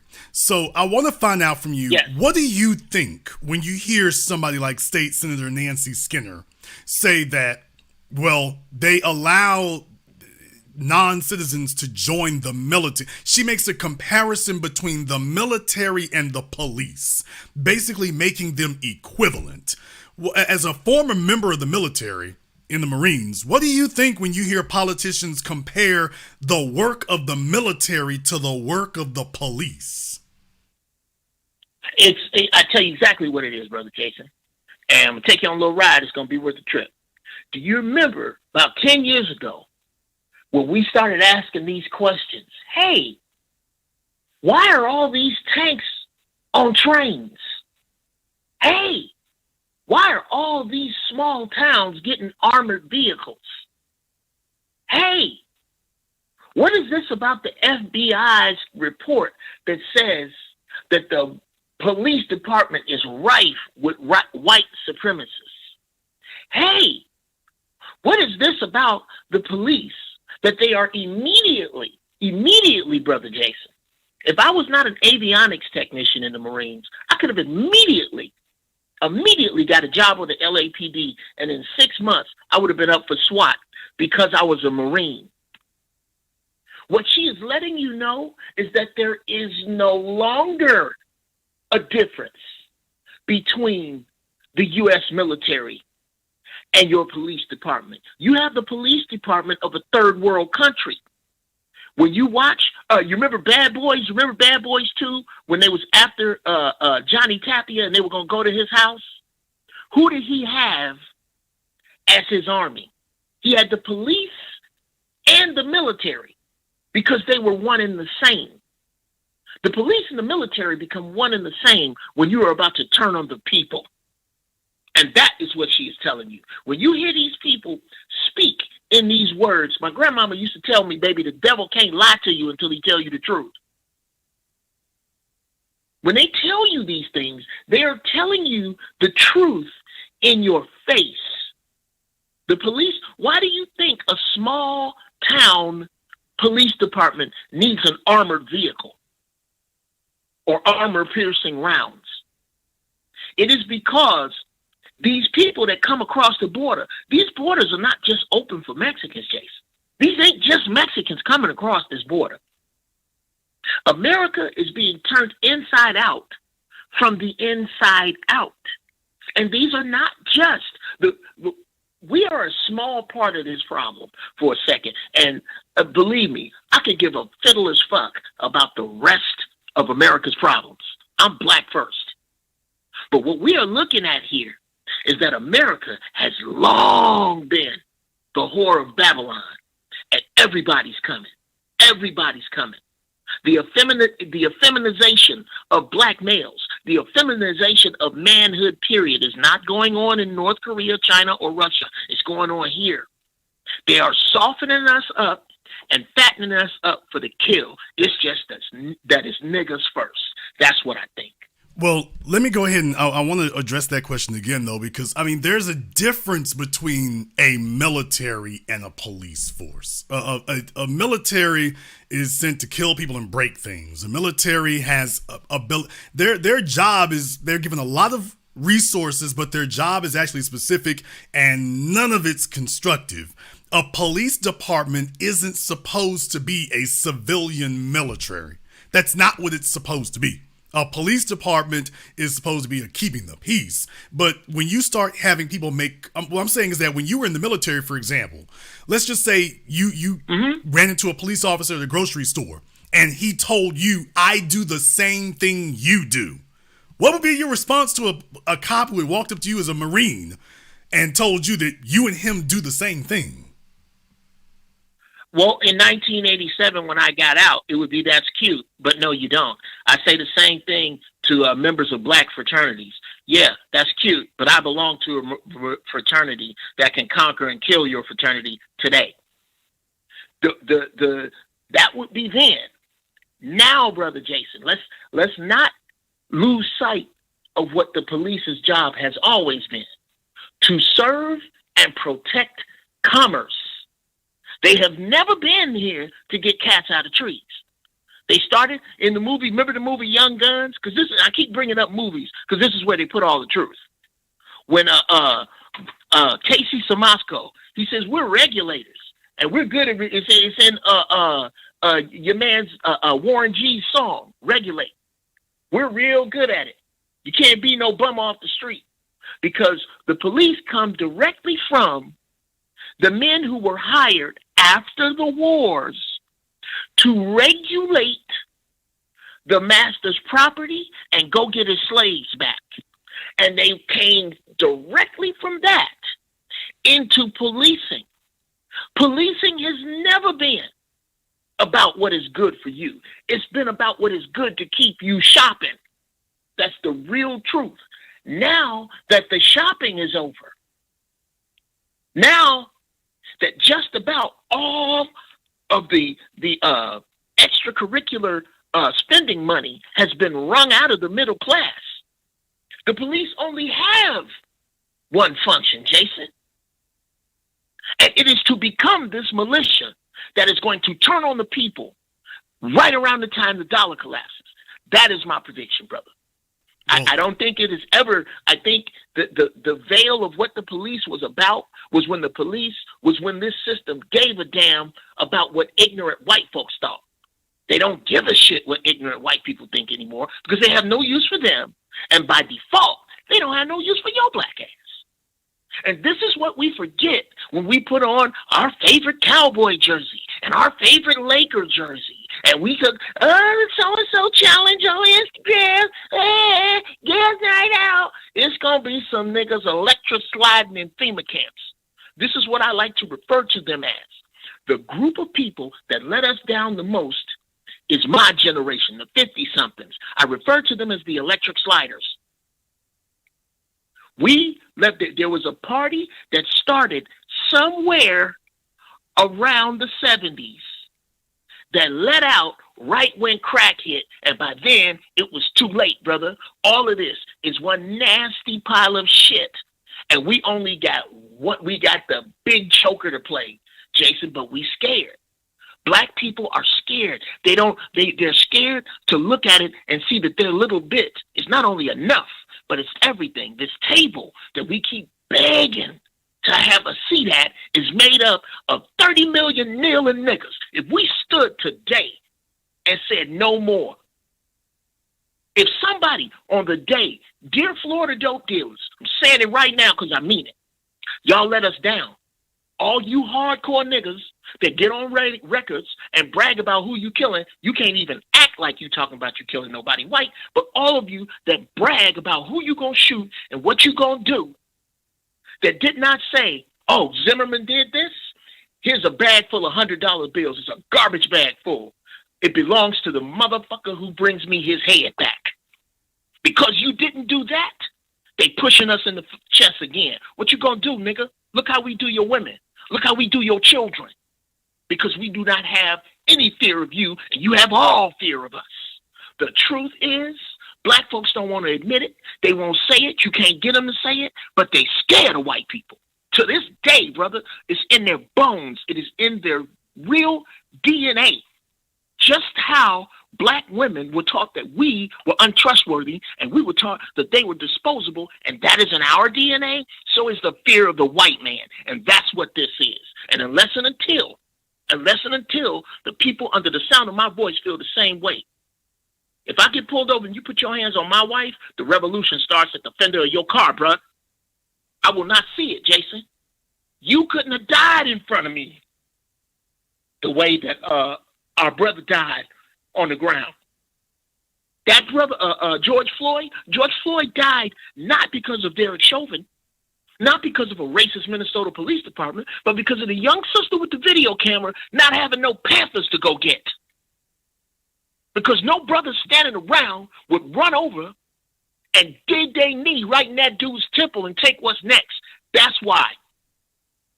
And our backs are against the wall and we scared to play the cards we got. That's what I believe. Very well said. Thank you very much for giving us a call. Can't add nothing to it, can't take nothing away. Let me get called from area code 904. You're on live with the Black Channel. What's your name? Where you calling from? This is Daryl from Chicago. Daryl from Chicago, what's on your mind? Jason, and as always, an excellent broadcast, and that brother there made some tremendous points there. And tonight's broadcast really brought out a lot of things. It was a broadcast you said a while back about what was getting ready to take place with this situation. And you said down the road they're going to make laws with this and that thing's going to fly through. And it did. And look at the situation. And that was not the only states. You got about 5 more states that it's going to happen into, and it's going to be both North and South Dakota, Wyoming. You got Montana, and you have parts of Missouri and the state of Kansas. So all that stuff out there, and then you got, of course, Washington State and Portland. I don't believe you're going to actually see that in the sparsely populated states. You're going to see this more in places that are more developed, and think your catalytic converter thefts. Think those places. Yeah. Those are going to be the places that it's going to be really, really heavy on them. So places like Montana, Wyoming, not so much. Places, though, that got big metropolises, so places like Vegas, and when I think about Vegas, Houston, things like that, we've been hearing these folks scream about this for a long time.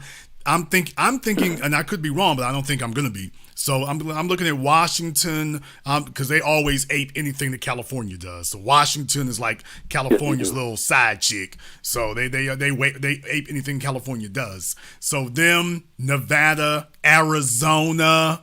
Start looking at places like that and they have these, where they've been dealing with these illegal alien issues for a while and whatnot, and have also been dealing with growing populations and this undercurrent of we need more police no matter what. Start looking in those places, not the sparsely populated ones, but look in those areas. Thank you very much for giving us a call. Let me get caller from area code 415. You're on live with the Black Channel. What's your name? Where you calling from? This is Don P. calling from San Francisco. Don from San Francisco. What's on your mind, brother? We're right in the thick of this, man.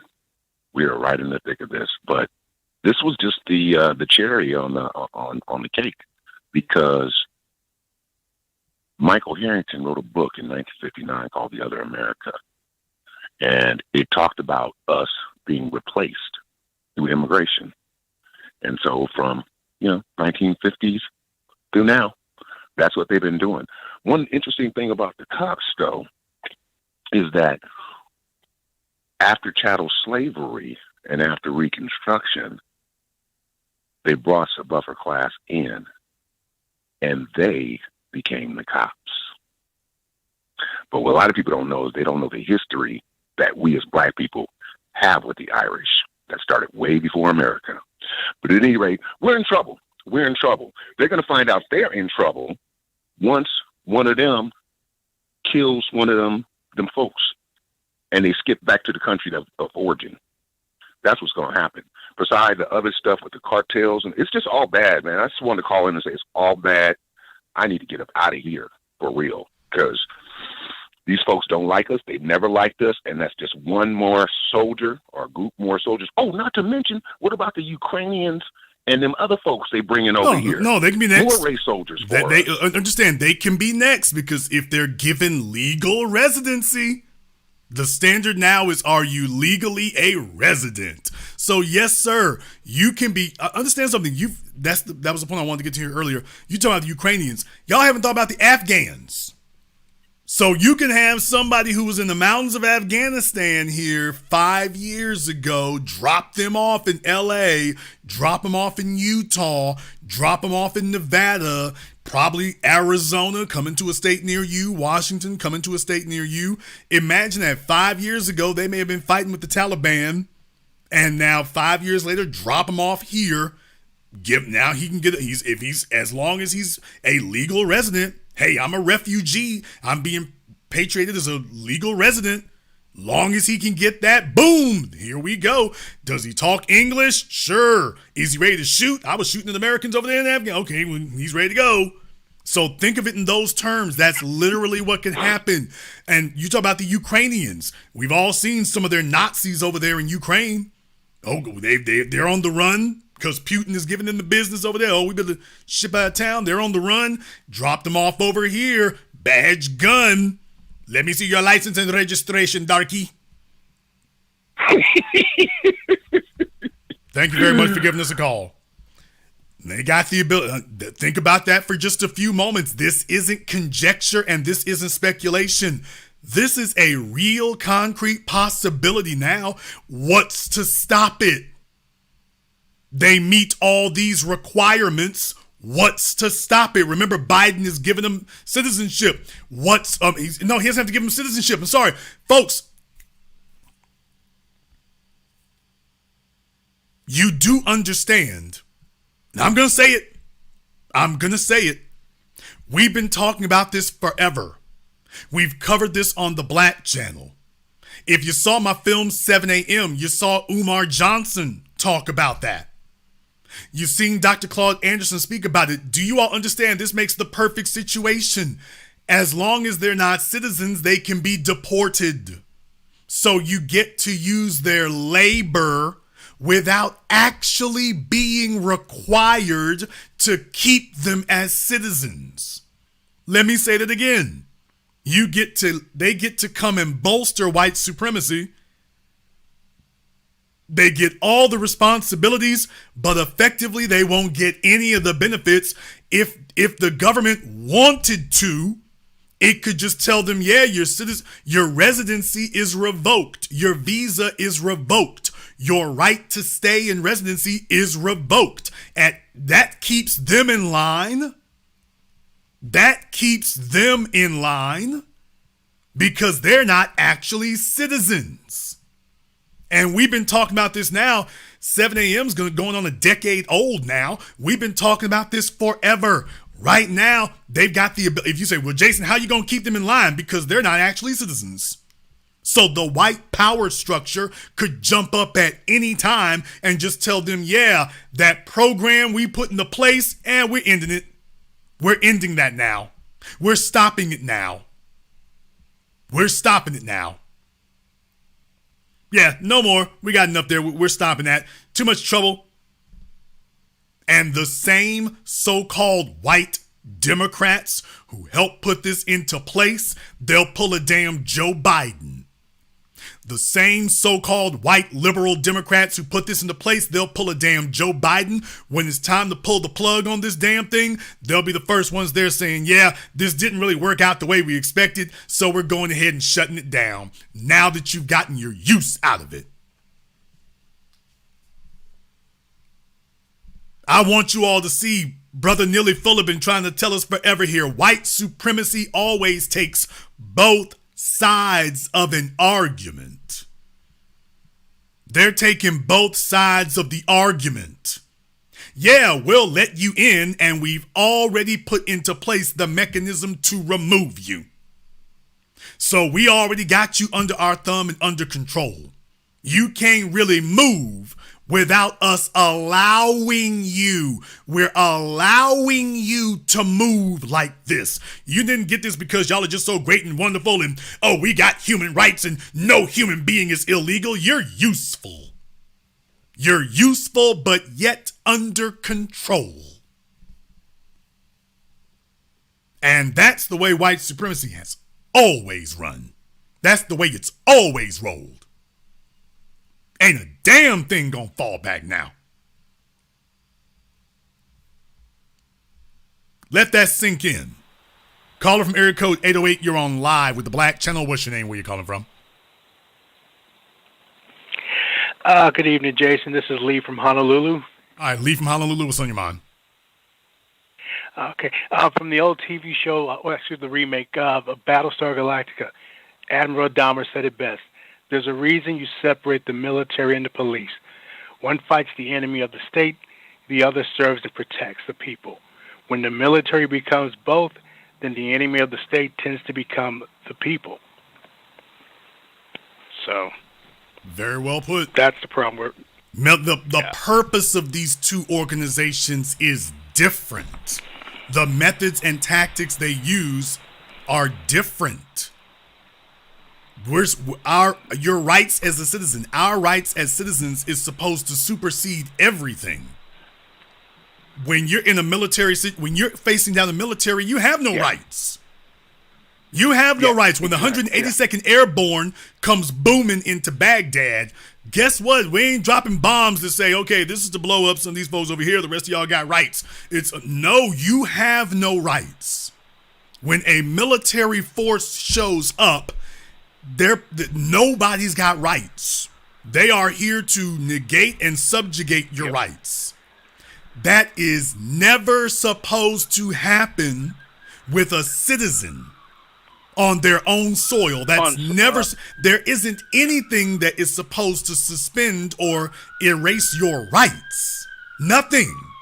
Even if you are being arrested, it's been very clear with the Constitution, Supreme Court, you still have rights under the Constitution.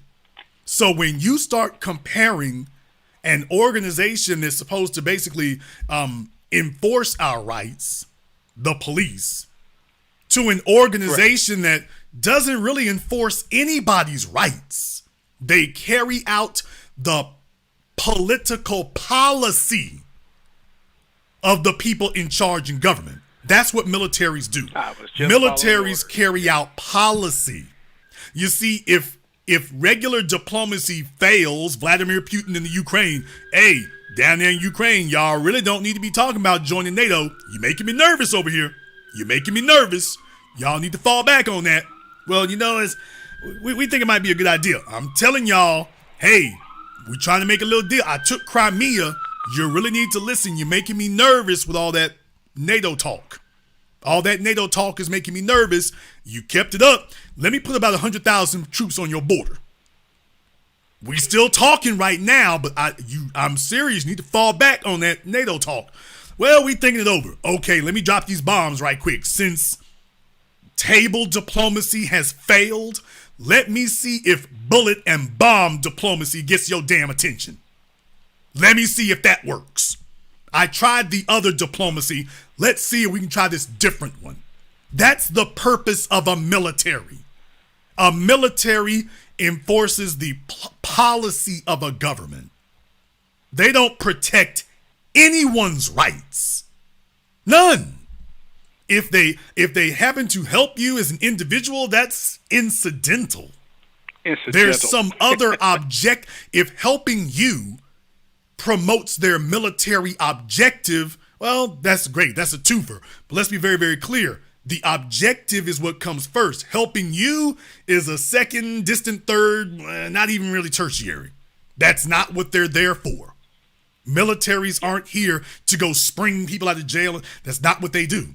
Militaries are here for whatever the policy is of the government in charge. I'm here to enforce that. At the barrel of the gun, at the tip of the missile, I'm here to enforce that policy. That's not what police are supposed to do. We've already got the policy, which is your rights. That's why if you call the police and say, I'm in trouble, you've never called the military and said, I'm in trouble, and here they come. There is no phone number you can call to say, hey, my name is Brittany Griner. Can y'all come help me out? There is no 711. Yeah. There's a 911, but ain't no damn 311, 211. They're not 7. There are, but it's not to call the military. So you can't call the military to come and protect your rights, enforce your rights. If you're being assaulted by somebody, you can call the police, theoretically, to come and help enforce your rights. You have a right not to be beat up. You have a right not to be raped. You have a right not to have your property stolen. You have a right not to be harassed. You have a right to that. And the police's job ostensibly is to enforce and secure your rights. A military does not do this. So boys and girls, you've learned the difference. I'm very glad you gave us a story about Babylon because there's a lot to that. That's the key difference. A police department is supposed to enforce your rights. Militaries promote a policy, not your rights. When a military shows up, that's your first sign that your rights have been suspended. These are two totally... When the military shows up, it's what? Martial law. What does martial law mean? Oh, suspension of your rights. Serve the state. Suspension of your rights. Now, you've never seen police show up, and that's supposed to mean you no longer have rights. When a military takes to the streets, Constitution suspended, you ain't got no rights. King Alfred plan, here we go. So these are things that are diametrically opposed to each other. I'll let you have the last word. Okay. As far the old lady on the city council, the state legislature, Bill Maher said this on his show years ago. A conservative is a liberal that got mugged, and I'll add this part, or got old. So I think that's what we're looking at with a lot of them people. That's the cycle that it goes in white society, which is why I've always warned you all from day one. Don't sit up here and ask me about my Democrat, Republican, liberal, conservative. Those are terms made by white people for white people.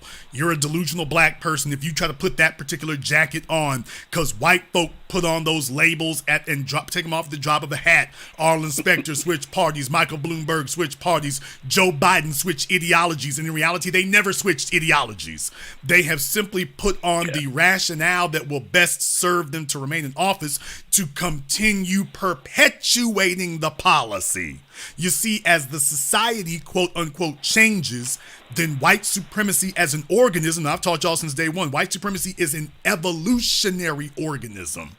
It is constantly evolving, constantly changing. So as the society changes and as we make moves to neutralize white supremacy makes counter moves to neutralize us. It never stays the same. It never stays the same. It's always evolving.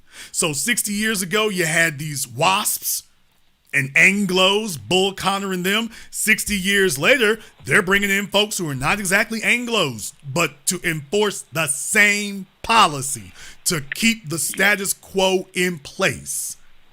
And if you're not looking at it carefully and don't go through the details of it to see, hey, they're going to undermine themselves. Not really.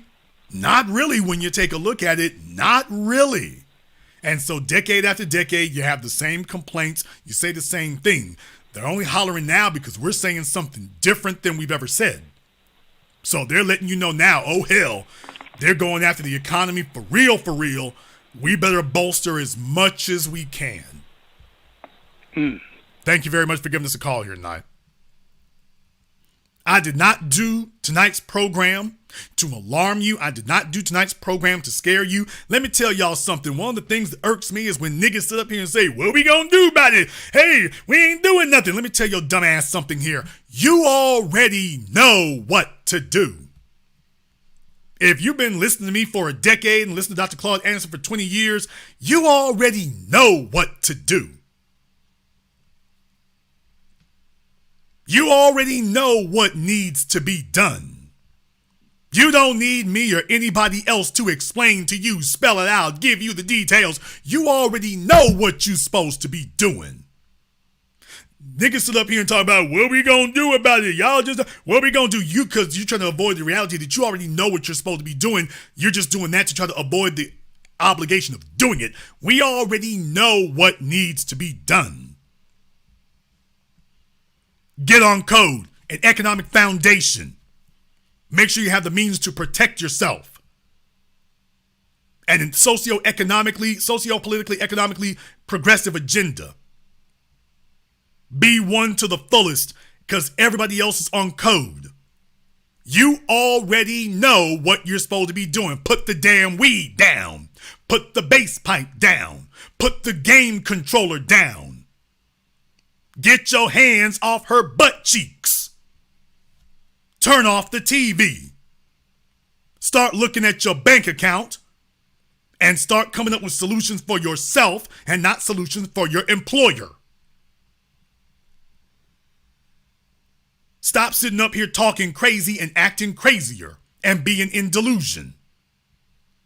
Stop denying that white supremacy exists. Stop kissing Barack Obama's butt. Stop sitting up here acting as if you ignore white supremacy, it'll go away. You already know what needs to be done.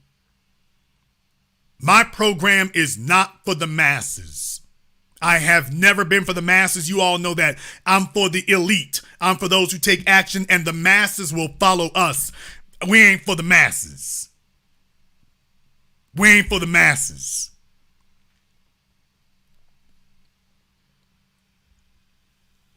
Gonna take one more phone call here. Let me get called from area code 317. You're on live with the Black Channel. What's your name? Where you calling from? Yeah, my name's Madras. I'm calling from Indianapolis. All right, Madras, what's on your mind? Well, man, from what you said, just, people taking action. If I'm not mistaken, the police are under no type of constitutional law to protect us. So given that, and given you have a bunch of illegals about to pretty much become law officers, doesn't that pretty much make them null and void to where they probably could be hurt and there is no,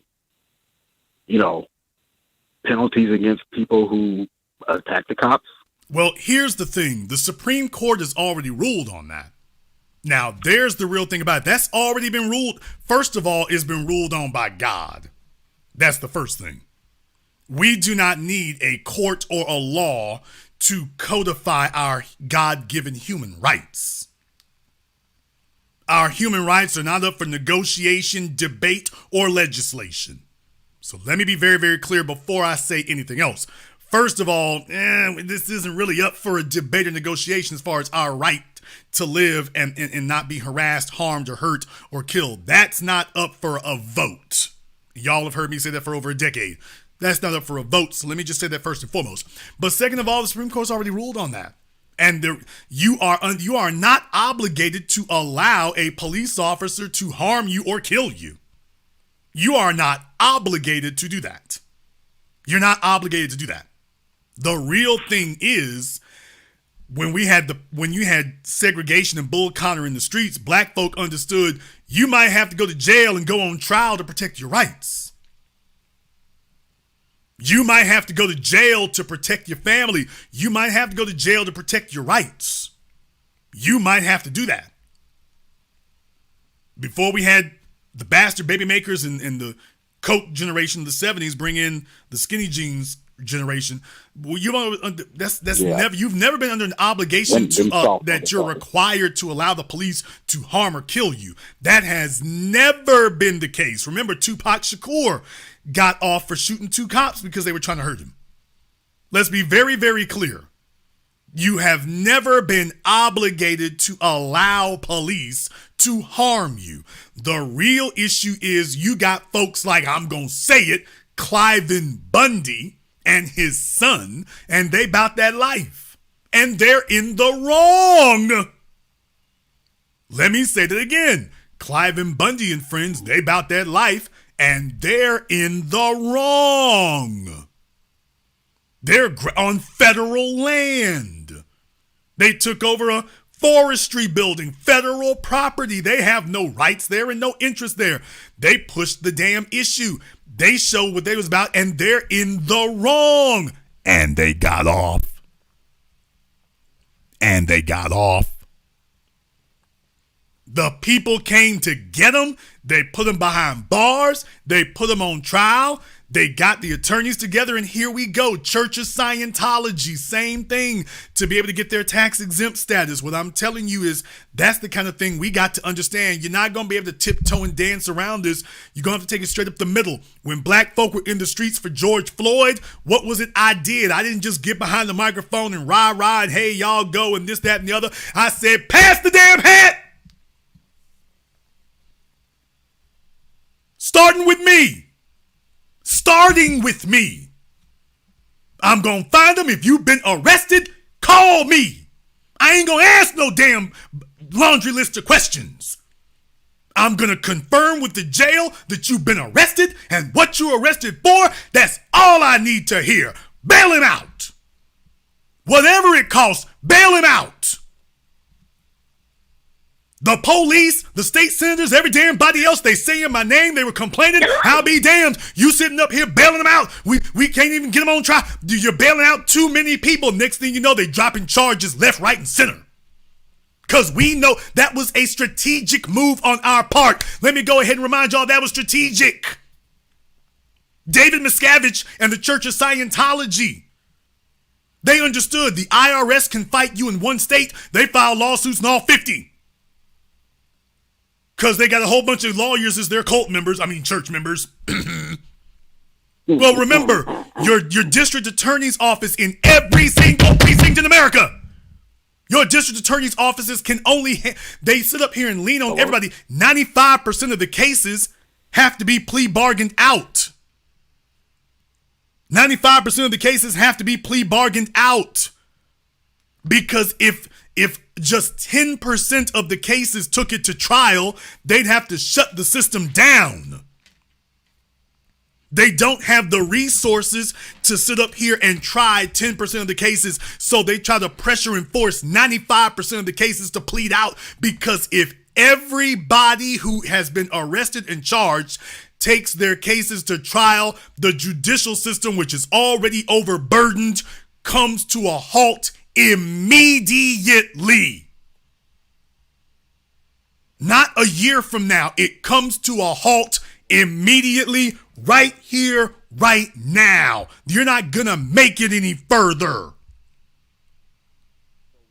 So I understood that when I was doing that. Those of us who understood what we were doing, it's like we saw from the beginning, we're going to call your bluff on this one because we know what we're doing. This is not us being random. This is a strategy. This is a strategy. We're not being haphazard. This is a strategy. And the strategy was successful, but it was only successful because us over here in intelligent black society, we wasn't running our damn mouths. We got to work. I had a bunch of people, male and female. Some of them in this chat room here tonight. We were all working together on that. Then you have your celebrity class and your entertainer class pulling up the rear, and they didn't really do a damn thing. They wanted to get a photo op.